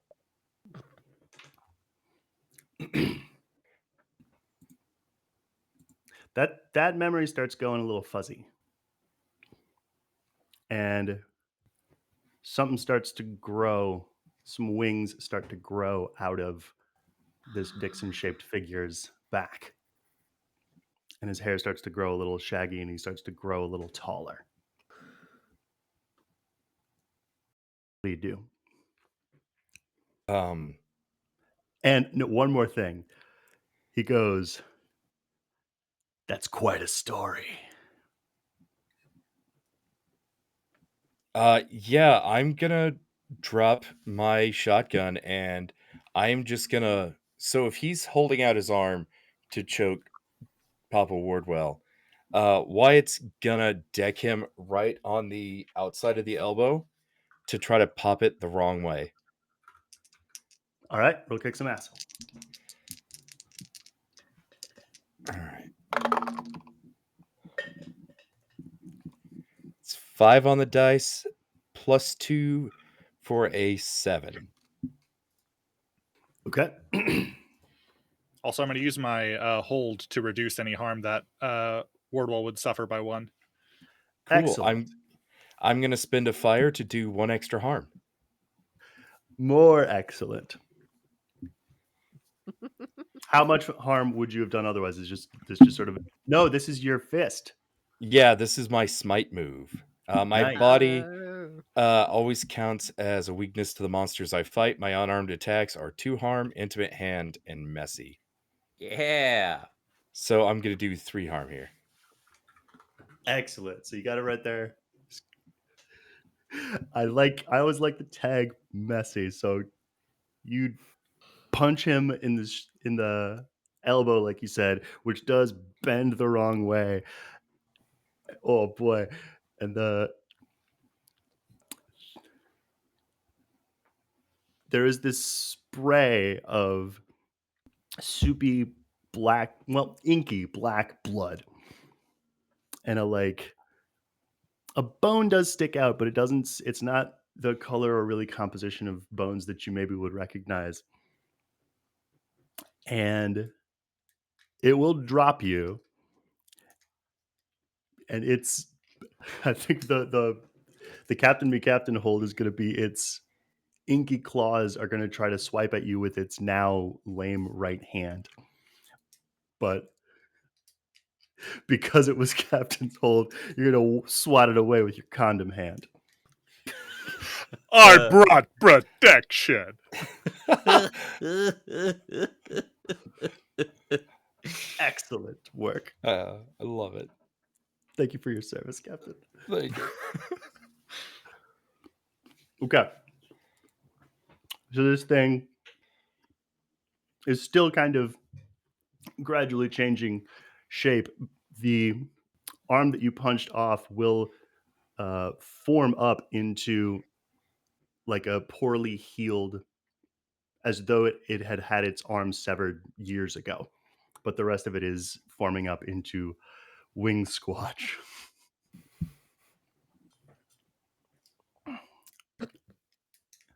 What do you do?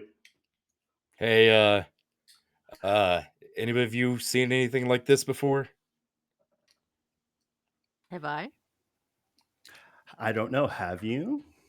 I don't Let's see. know. I had a library at my fingertips. Sounds like an And investigative now, mystery roll. Sure yeah. does. Sounds exactly like an investigative mystery roll. Why Sure do I does there, roll Bob. so shit? Investigative mystery, you say?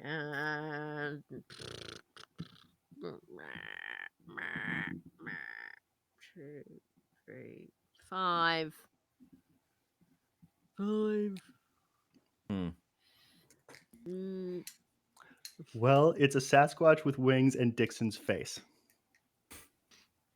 It's obviously some You've kind seen of Dyxon gargoyle before? or something. Barb, what are you doing? What are you cooking up in that head of yours? Look here. Look here, you agent of Goodfellow. He's gone and he ain't coming back. And I just want to know why you're messing with our friend. And I want to try to do monster empathy. Oh boy. Is that a roll? Yeah, It it's when is. you try to work out what a supernatural creature desires. Roll plus charm. Okay, you Roll have plus charm. 3 minus 1s and 1 plus 1, so that's 2 minus 2 from the audience. Golly, You can y'all. thank Laura, River, and Jay. But Okay, so JR helped you. But yes, thanks, -2. JR. Okay, so I have +3 charm, -2, so I'm rolling +1. Dyxon just gave you a +1 as well. Oh, So Dyxon, -1 yes. from the audience in total. So I'm at +2 now. Careful, Dark Daddy Dyxon might choke you. I know from experience. I rolled an 11 on Okay. that note. Yeah. So I hold 2 and I have different questions that aren't Yes, you do. investigative mystery questions. I'm gonna say I feel like I know what it desires at this point. It's memories. So I'm gonna say, what would it accept as good enough for now, and what would distract it?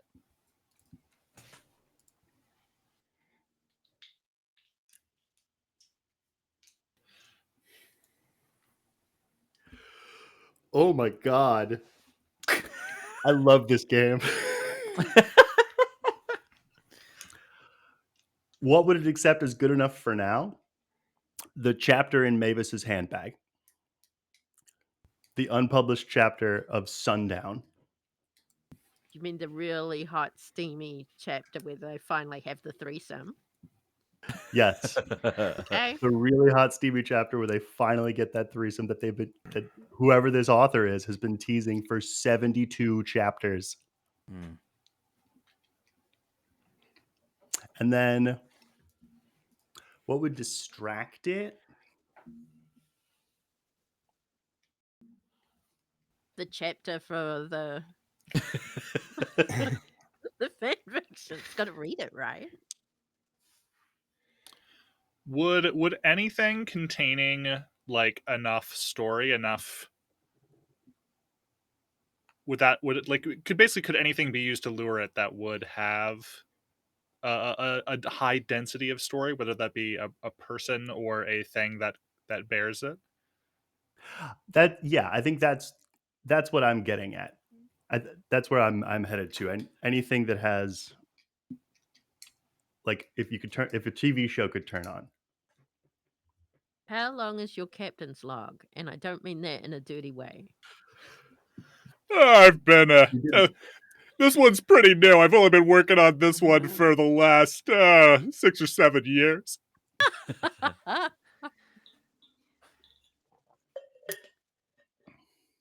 This one's fancy and automatically can convert them to tweets that I also tweet about on my captain's blog. I don't think they call them tweets anymore. Oh, you're right. We're in the space future. They're space tweets. My apologies. Space Twitter. That's the rebrand after the rebrand. Yeah, Go yeah, back to Twitter, but it's going to be in space. exactly. They launches another car into space, but it's full of the physical memory of Twitter. And we launch it into space, and then we can be free. Finally, for the first time, for the many time. You guys, those things you have the log in the next chapter, maybe Poodle.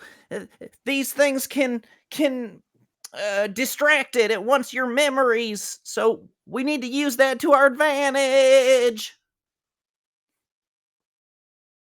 Actually, real quick, I will add on to this because I think Barb specific. I want your idea actually to be that what would distract it is to spin a tall tale. Ah. If we could just spin a tall tail, the tallest tail.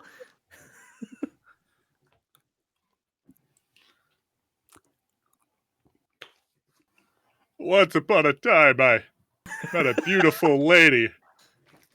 Definitely not a story that's happening right now. But after meeting under mysterious circumstances, in my friend's basement, we fell madly in love. While fighting a big winged... it's not based on a true story at all. This whole thing is a coincidence. Totally coincidental that we're all here together right now. But yeah, so that happened, and then afterwards, you actually have to pay extra for chapter 2? It's one of those pay services, or is anything happening or changing with the creature? Roll plus charm. Okay. Does it become a critic and give him a bad Yeah, that's review? not bad. I have a +1 to charm, an 8 on the dice, so that's a 9. Okay, I think. Yeah, both the Sasquatch form and the Dyxon's face are starting to like slither out of their forms. Like the hair is kind of melting a little bit, and you can sort of start to see something glowing and pulsating inside its head.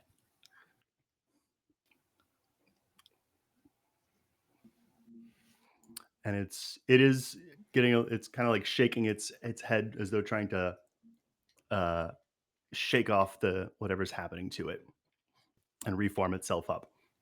I think MiCaptain keeps talking, but he like taps Papa Wardwell's leg and like sort of like gestures off to the side to the shotgun that he just put down a second ago. All right. Wyatt's gonna shake his head about the shotgun, and then just like punches his fist together, and the runes on his like runic tattoos across his hands light up, and he's gonna kick some ass. Well,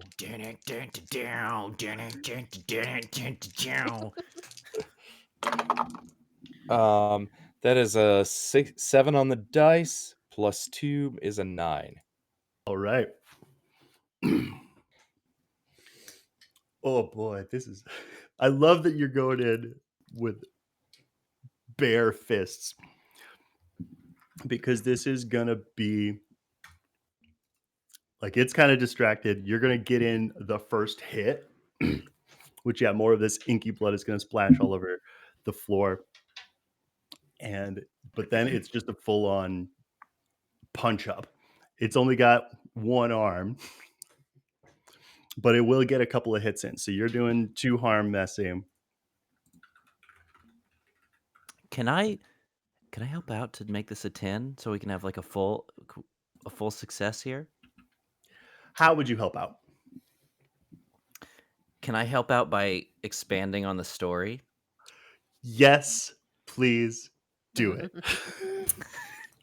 I interrupt MiCaptain, and I say, and the woman that the how did you describe the character? Did you say Captain? He said just me. Yeah, Me. he Okay, just okay. said it's not based on anyone in real life, but he did say himself. He did do that. And this woman that the captain fell in love with at first, she thought of him as a pretty dorky guy. But then when she heard him talk to his boss and ask for 48 hours when most men can only last a few minutes, she decided he would be the greatest wedding gift that a honeymoon could ever receive. And she took him back to her newly wedded husband, and they just had the nicest evening you could possibly boink out of a bed. Oh, magic 48 fingers hours indeed. worth of an evening of boinking out of a bed. Yes. Roll I may not be that strong, but I do have incredible stamina. Roll help out. Oh yeah, that's right. I forgot I have to do that. Yes. All I just see is just this disturbing scene of the starfish having to turn his whole body upside down, and then you get the idea. They regenerate. Whew, just barely. I rolled a 7 total. Okay.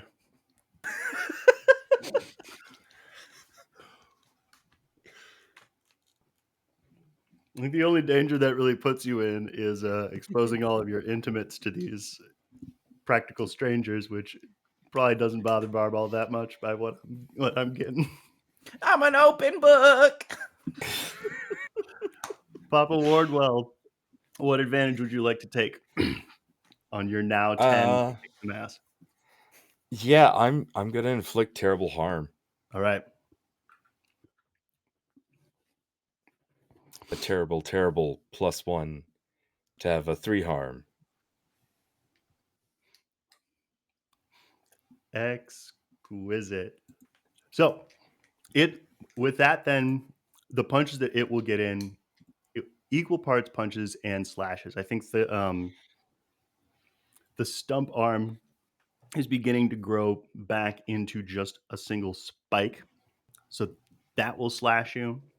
And then it will also get some punches in. So you will take 2 harm total. That's great, because then I get 2 fire. Oh, Hardcase.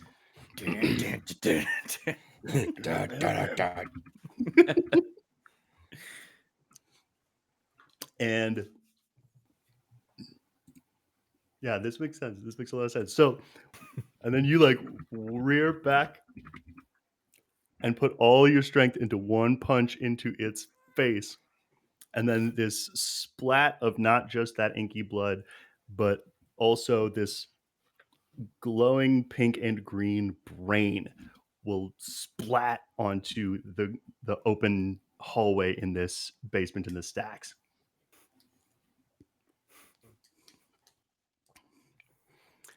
And out of the hole that you all came through will run Dyxon. Oh. He's gonna be like, gross. Dyxon, I'm so sorry we had to kill you. You didn't deserve it. You were the best of us. That's okay. I feel like I'm missing something else once again. You all seem very sad. Do you remember us now? The brain starts to oozily skitter away. Can I smack it with my handbag?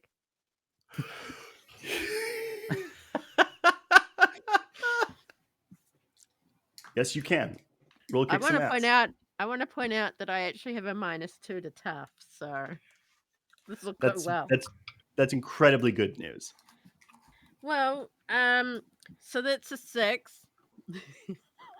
I would That's love to help out. Sure. How? You go to smack it with your handbag, and I have 2 grenades. Can I just roll a grenade across the floor to where you're hitting it with the handbag? You're gonna blow me up or it up? Yeah, my dude, do you know what a Well, I guess grenade does? Admittedly, that's an area attack, isn't it? It's a big grenade. How about you just No, kick it I like back this. into range for me? Do it. Do it. Oh, Do but it. now, Use the grenade. now- Do it. here's the thing: Captain MiCaptain is not a smart starfish. Maevis knows this. What a time for the +1 to be on cooldown. How stupid do we want to be here? Yeah, sure. Why not? Let's turn it up to Maevis- 11. You'll be all right. We'll all be okay today. Let's try to help out. Because here's Alright, the well, thing: help if out. I'm successful with help out, the heat's on me anyway. Mhm. So, that's not too bad. That's not too bad. I have a +3, so that makes that a 10. Okay. Hell yeah. So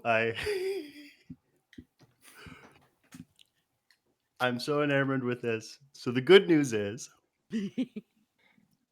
Maevis, you will not take any harm. Okay. So Captain MiCaptain will pull the pin from a grenade that is big enough for himself. Hurl it towards It's where not a you very are. large grenade. You go to swing your handbag at this brain. You slam it down, the grenade explodes into fire and smoke, and as the smoke clears, Maevis steps out with a glowing brain attached to the back of her head. And then she stands up a little straighter and shivers and says, "Oh, this one will feed me for years." And then her arms grow a little bit longer, and her hands turn black, and they grow into claws. And she says, "But I could store up for winter some." And yeah, she's gonna half run, half dive because you're at a different elevation, and grab at Captain MiCaptain. Same question to you. Well, real quick, what is a memory of being very cool that Captain MiCaptain has? I think the captain has a memory together with Maevis. This is back when he was, both of them were younger. They were doing some work for the Cosmic Library. This is actually before he became a captain. Back then, his name was just aspirational. Sorry, this is actually an important time to maybe mention that with his title, his full name is Captain MiCaptain, because Captain MiCaptain is actually his name. That's not his title. Okay, so back when he was just Ensign, Captain MiCaptain, Ensign working Captain? for working for the Cosmic Library. I think he and Maevis, they were with one of their colleagues. They were fighting some creature. It's like something that Sarah and I were talking about as like a backstory for them, but I don't know if we settled on what it was. Do you have what would be fun? Do you have an idea, or do you want me to just pick something? You go for it. Go for it. Well, canon to Captain's story, he has a great terror of something only referred to in lore as the Everglady. And so I think Say that one more time. the Everglady. It's like the Everglade Yeti. Okay. And we've got some other Everglade. Golokochka stuff going on. So I think they were tracking the Everglady, and it was like dark. I want you to think this is all shot like a Vietnam War film, right? It's like dark. We've got like the lights on and the guns and everything, and we're like going through the woods. And then like our partner next to us, they like start to crackle and report it and be like, I see some, and then like they disappear. and with like a scream into the night. And like the two of us, turn, we light a flare, throw it. We see this flickering figure in the distance, immense, dripping in swamp, and like leaning deeply over us. And Maevis and I, like with guns and grenades and all of our tools ablaze, go to fight this thing in mortal combat and try to save our lost pal. Okay, I think then as she's got you around the throat / torso / legs, you will feel the dripping of swamp moss begin to emanate from her body. Wardwell, you were going to do something. I was going to roll to protect someone. But that's okay. She seems pretty distracted, so this would be a great time to just roll it. Brain. The one that's outside of the head. Yes, the outer brain. Yeah. Yeah, and from what I'm seeing in the chat, I have 2 +1s. So yeah. Nice. Because everybody loves a party tank. That is a 10 on the dice, +2 tough, +2 from the chat. Thank you, chat, for a 14. The dice are coming around. The dice are into it. Yeah. That's on it. Pick your advantage. Yeah,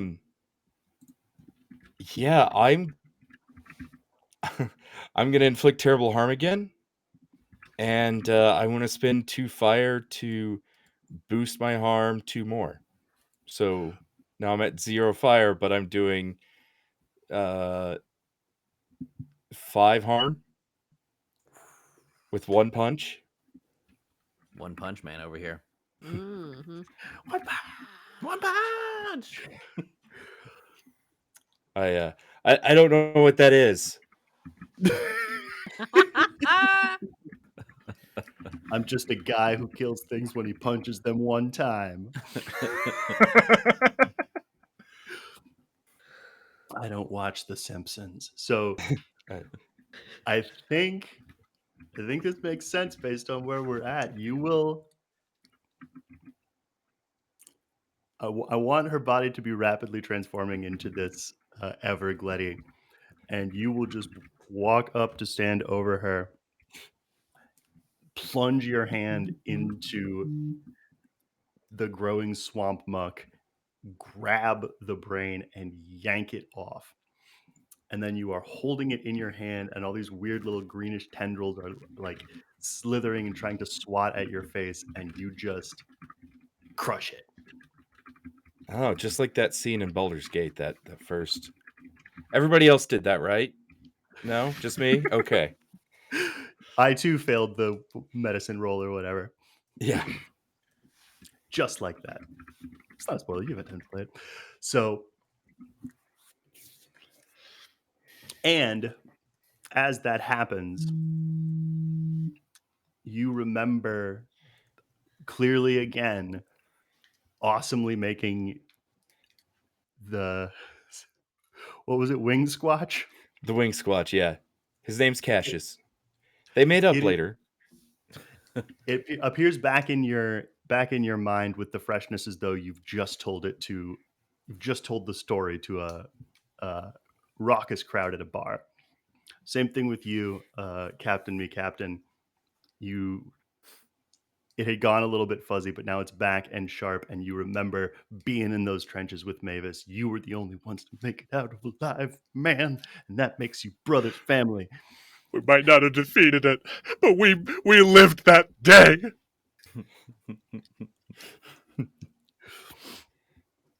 And then all of this, like, you can see, I think I want to describe it as like living, flowing smoke, but sort of as you look at it, it's a bunch of different trails of it. And each trail you can kind of see as though someone's projecting onto them, and the smoke is capturing the images. And some of you can see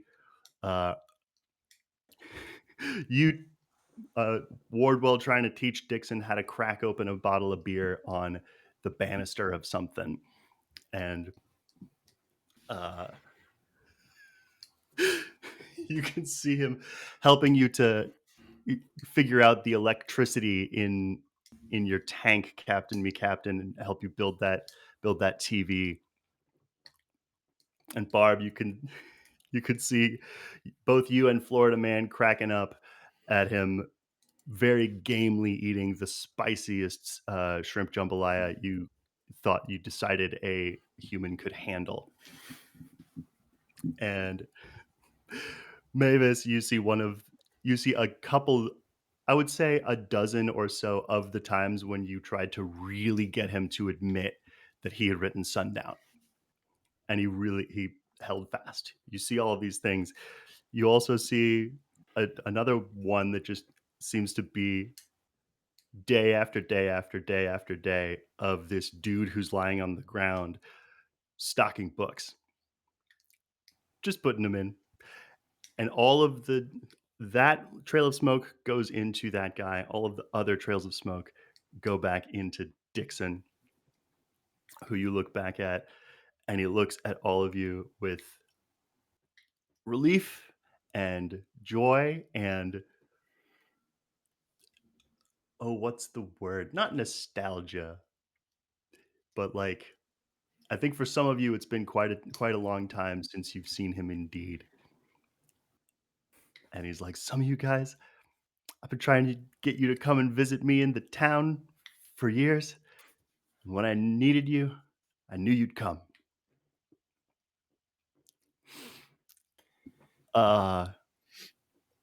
You remembered Follow-up us. question. Of course I remember you, Captain.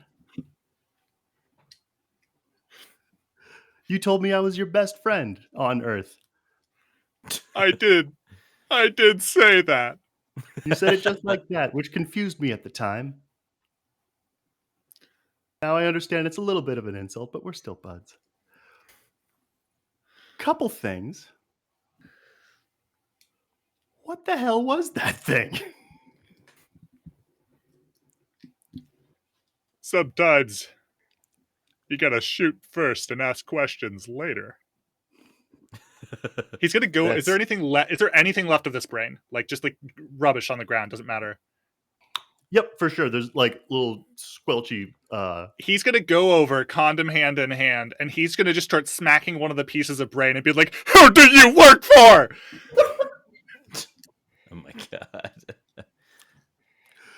Roll investigate a mystery. Oh dear God. Why not? Let's do it. That's a 4. Level up. Oh, you're right. You're absolutely right. I want to just make up something very stupid that this is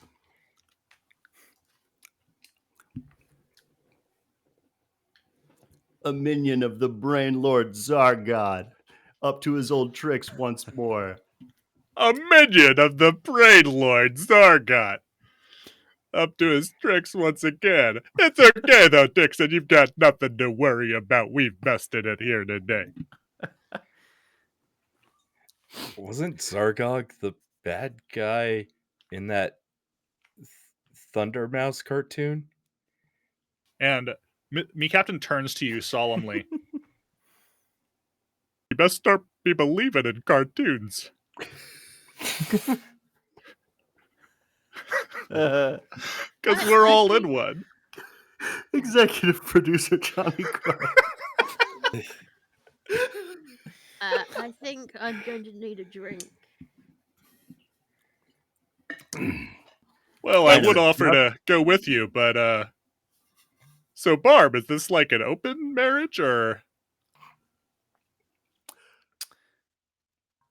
You know, we don't really like to define much of anything, me and the Florida man. But Dyxon, it was nice to see you. But the captain and I, we've got less than 24 hours to break my husband out of jail and have the craziest marital threesome you've ever seen. Maevis, Wyatt, Dyxon, y'all are all invited if you'd like to come and watch. No, thank you, dear. I've already had a brain suck on my brain. I think I just need a stiff drink and to lie down. Alone. I'm a happily mostly monogamously married man. No, I'm good. Thank you. Dyxon goes, yeah, that's going to be a hard pass from me. Do not want. Suit yourself. And Captain MiCaptain's gonna go over and like suck her up Barb's leg to get like up onto your shoulder. I bet he will. What shoulder? Well, there's like a place where the fin meets the body and The fin joint. I think So, we should leave them with to that, it. I kind of want this. I like this. If that's your plan, I like the idea of you two teleporting away off to go bust out Florida Man and see if you can get something started. And Dyxon will look to you, Wyatt and Maevis, and point back through the hole and be like, so how about that drink? Yes, dear. Keep them And coming. that, I think, will conclude our adventure for the evening. Yeah. One of the most very chaotic I can even imagine. Oh I think my gosh. I think Lauren said something about this is really weird. A stream where it's not Sero being the lewd one. Yeah, I didn't true. have to do much. I just sat back. Let them go for it. So then, for funsies, did you conclude the current mystery? Yes, you did. Yeah. Did you save Kinda. someone from certain death or worse? You certainly did. Yeah. Did we learn something new and important about the world? They're all connected. There's a brain lord and he has minions. And that bastard Zargon. I think Zargon! Zargon! And did we learn something new and important about one of the hunters? Oh, we learned so much about all of us. Mostly Bob. We learned Yeah. more than we wanted to about Barb. Everyone go ahead and mark 2 experience. I level up. I level up as well. Also, you say we learned more than we wanted about Barb, but I know Jay's out there like, yeah. Jay was actually very pissed off, I think. Deliver unto Early me on. Barb content. We need more Barb content. Well, if you subscribe to the Shrimp and Crits Patreon, you can hear Barb's bloopers. Plenty of Barb content on there, I am sure. Yeah. So, do we want to hang out and chat for a wee while? Do we want to see if the audience wants to ask us any questions about our characters, about the one shot, or anything like that? Sure. I mean, sure thing. Yeah. this one shot started specifically because it literally the group chat is called the Dyxon Appreciation Society. We wanted to give something back to a fan, an audience member that we all have in common, who was Dyxon. So everyone jumped on board immediately and said, yes, we will do a keeper's, I don't want to say retreat, since that was something we did with Jason and with Sean, but something similar where we bring I our would beloved categorize NPCs it. I would categorize it as oops, all keepers. in. Yeah, oops, all Oops. keepers. Oops, all keepers. Oops, all NPCs, or oops, all bystanders, rather. Yeah, thank you, Dyxon. Your support means the world. It really does. You've definitely helped support me, like specifically. Like there are other people who've helped out, but like last year I was working for a nonprofit. I made $14,000, just gonna let that out into the world. And yeah, and like one of the ways we made it through is because Dyxon like really funded a stream we did for Sero, and that really helped me out. So Hell yeah. Dyxon, I'm sorry, I didn't mean to make you cry, buddy. Do you want me to call you Little Dyxon again? Would that be good for you? Do you want that? We have a question from Creative 112. Where did these NPCs Maya. originally come from, and how did you come up with it in your own shows? Anyone want to go first? I mean, I can say that Captain MiCaptain came about. He was I needed a buffoon captain for the ship in our Monster of the Week in Space game, and I had just finished reading a book called it's something in the Sinister Brain, Emperor Mollusk in the Sinister Brain. A fantastic book. It's by, I'll look it up later, or I'll remember it here in 5 seconds. But in that, there's like basically like a squid or octopus like space creature that's like rather small that like controls this little mech suit, does all this stuff. And so like the idea of like having a small sea creature be a character was in my brain, and I was like, what if it was like a starfish? And that's like all the details I needed. Like I need them to be kind of a buffoon, I need them to be a starfish, and then the rest of the character just kind of formed organically across the game. Love that. Nice. I loved Captain MiCaptain a lot. Yes, I did not realize this is like, organic character growth. I did not realize Captain MiCaptain was going to be such a sexual character, and yet here we are. This hot starfish going after his new catfish friend here. Maybe a thruple. Speaking of, I can easily answer this question for Barb. My general manager at the restaurant where I work here in Nashville, Tennessee, Destin, shout out to Destin. He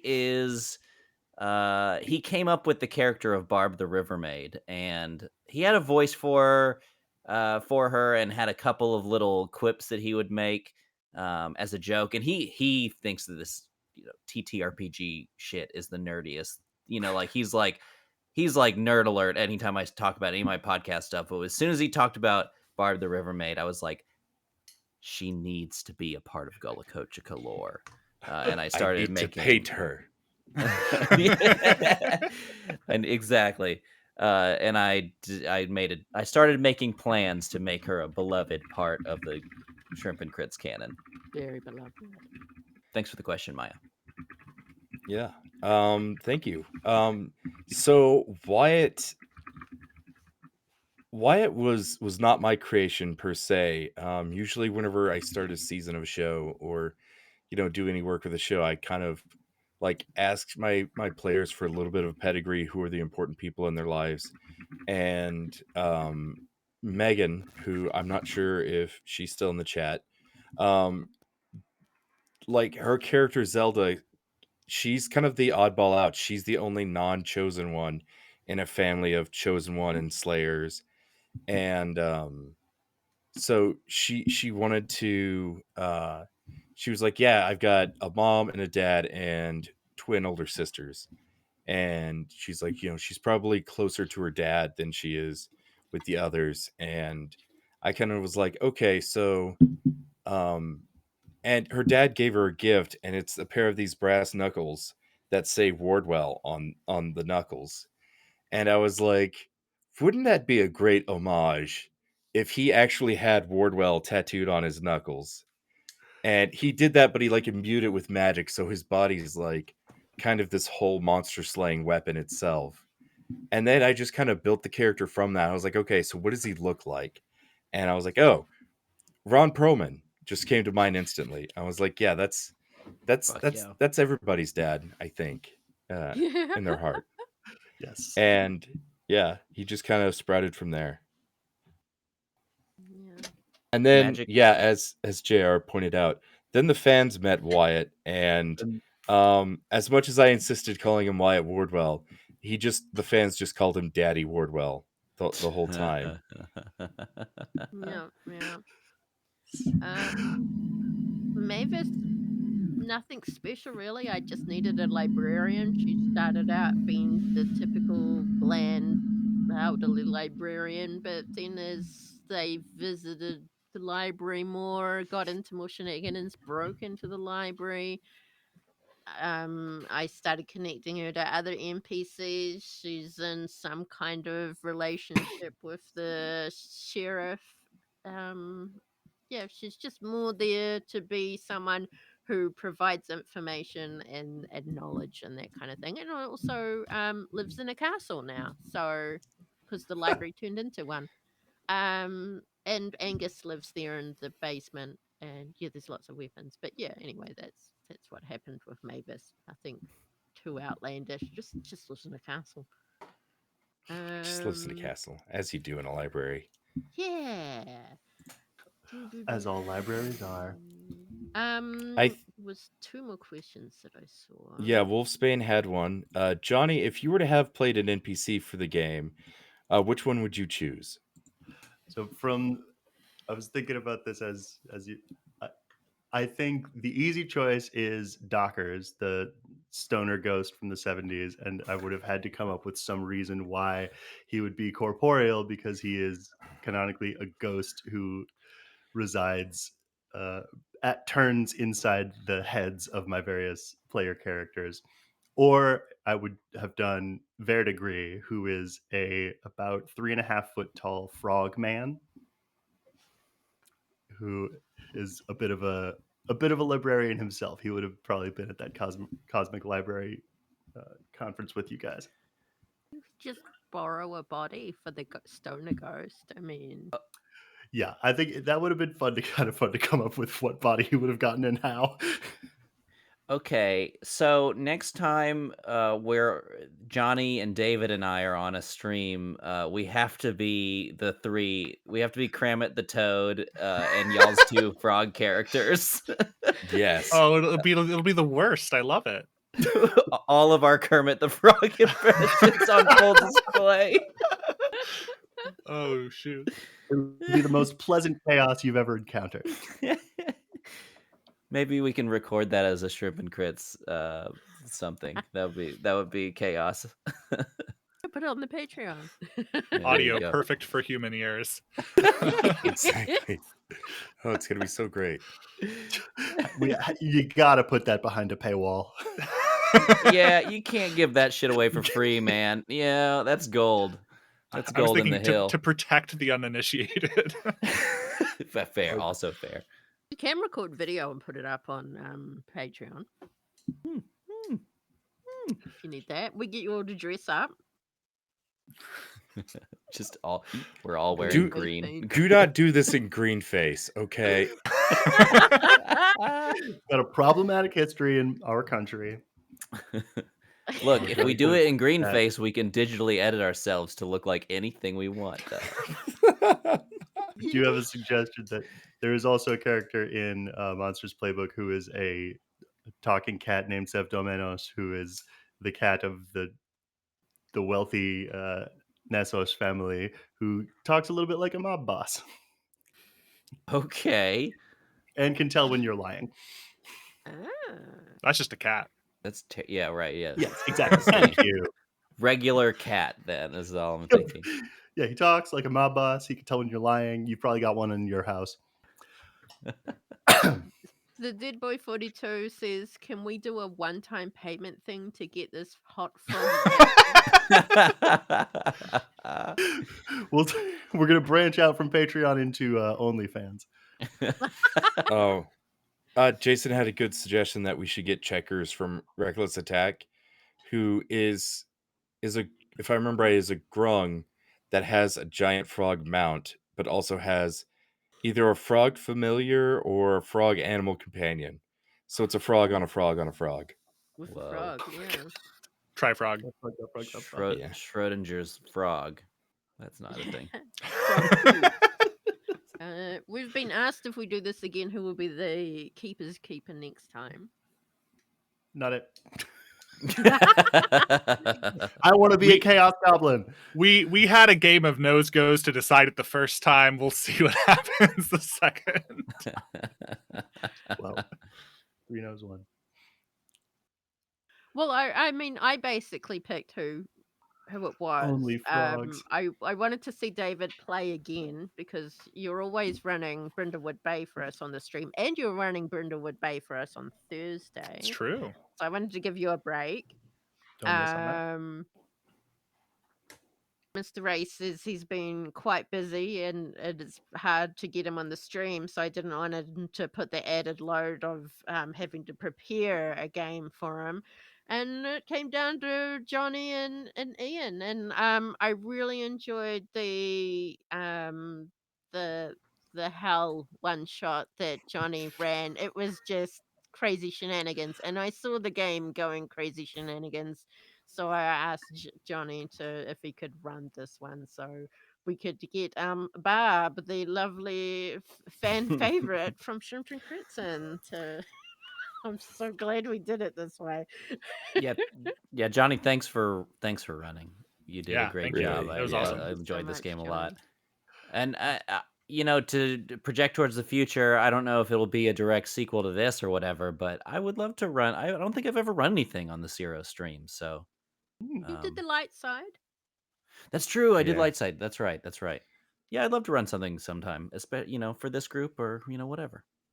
Okay, figure it out. We'll write that down. And since you We'll do won't mass be next time. available to barb it up, I guess I could play Beto. There you go. I had a question for Jonny in regards to this game, because I'm sure there was things that you had prepared that we didn't exactly get to because of the chaos of the moment. What was a piece you were excited to use that we just totally didn't give you the space to? So there was the whole monster of it was much more sprawling than I think I maybe needed it to be. The initial intention was for the beast itself to be something else that I was calling the plagiarist, in that it was going into your heads and stealing all of your stories. And it was going to have gorged itself on Dyxon and have assumed that everyone in town would also have as many stories and would just drain them dry because their lives are boring and his isn't. And then there were going to be doppelgangers or Dyxon gangers that would have abilities taken from his stories, that each time you killed one of them would return those to him and make him a more useful ally. So my putting Dyxon into fights and as in a helpful capacity was something that I wish we could have gotten to, but I think what we got instead was equally wondrous. That always happens, doesn't it? Especially in a one shot. We always spend too much time at the beginning with shenanigans and introductions and stuff, and then it's kind of like, I gotta cut out all of this stuff, throw it away. And But then you got to remember that the shenanigans are the point. Right. Yeah. I mean, the audience loves it. We love it. The audience loves it.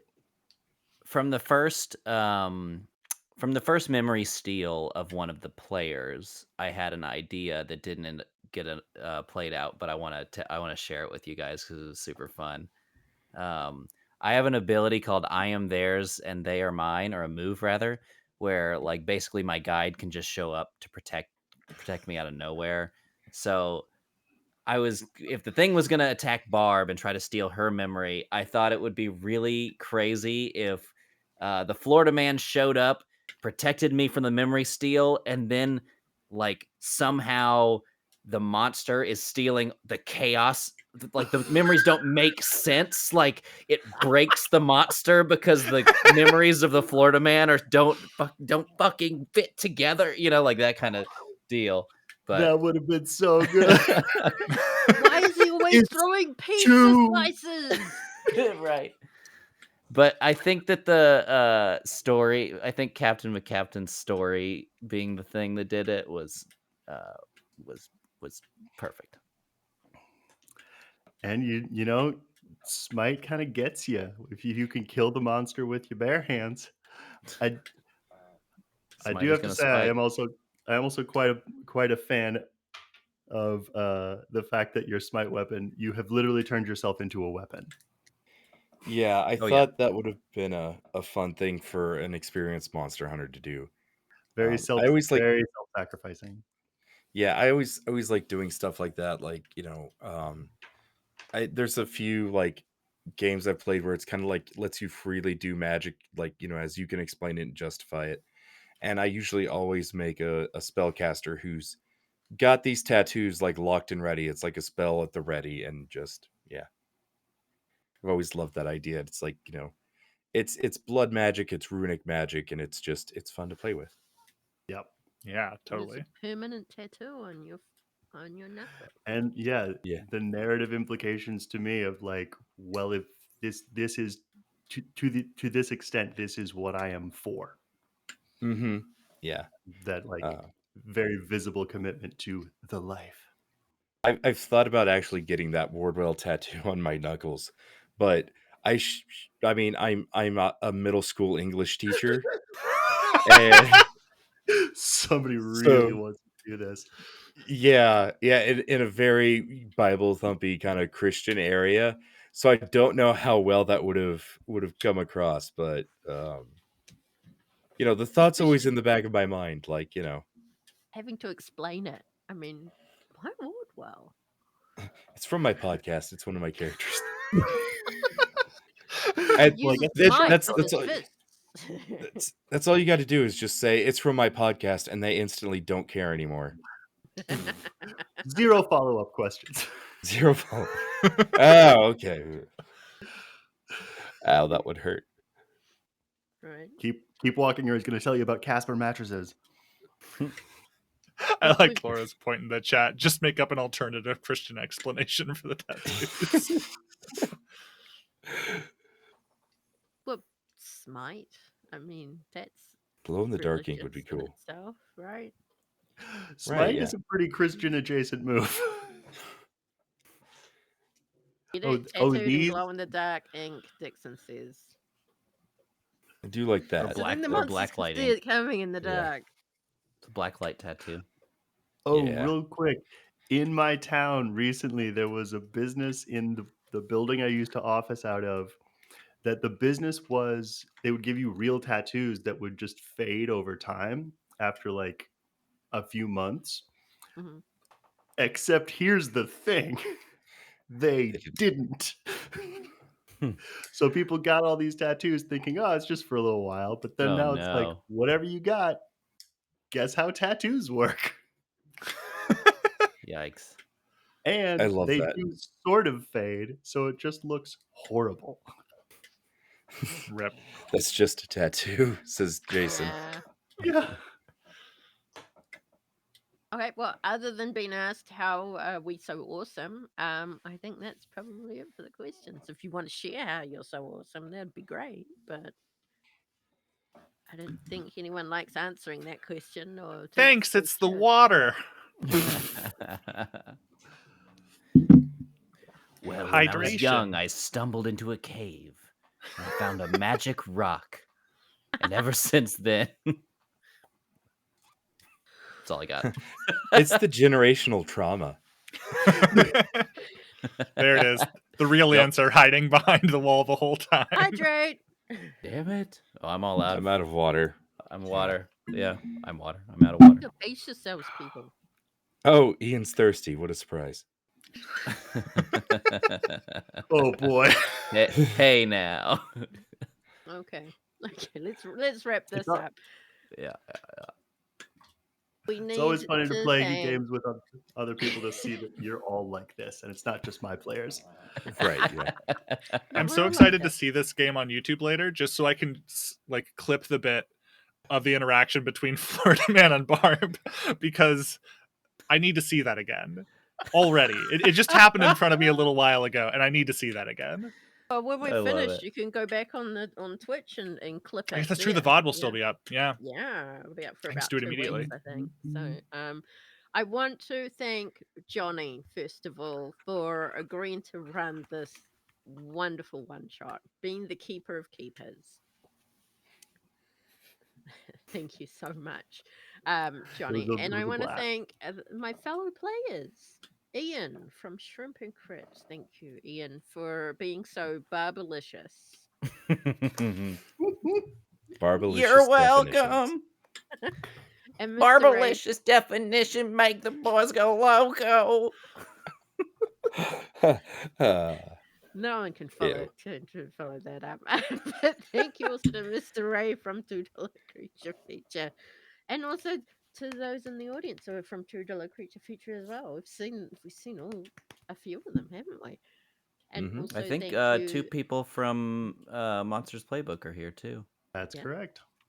None I think of my Cap's here as players well. are here. Cap's probably kind of here. If I know Cap. Love you, And Cap. also thank you to David from Trails of the Apocalypse. I've posted all of the links in the chat, so if you're not familiar with any of them or the podcast that we're from, or if you really enjoyed how they performed their bystanders, wow, the characters today, you can go see more of them or hear more of them on their podcasts. Also, a big thanks to you guys, the audience, for watching, and of course, our special audience member, our big fanboy, to Dyxon, for just being so awesome. Dyxon, thank you very much. Thank you for your support. Thank you, everyone. Now we just wave awkwardly while we find the bye-bye screen. Bye. Bye.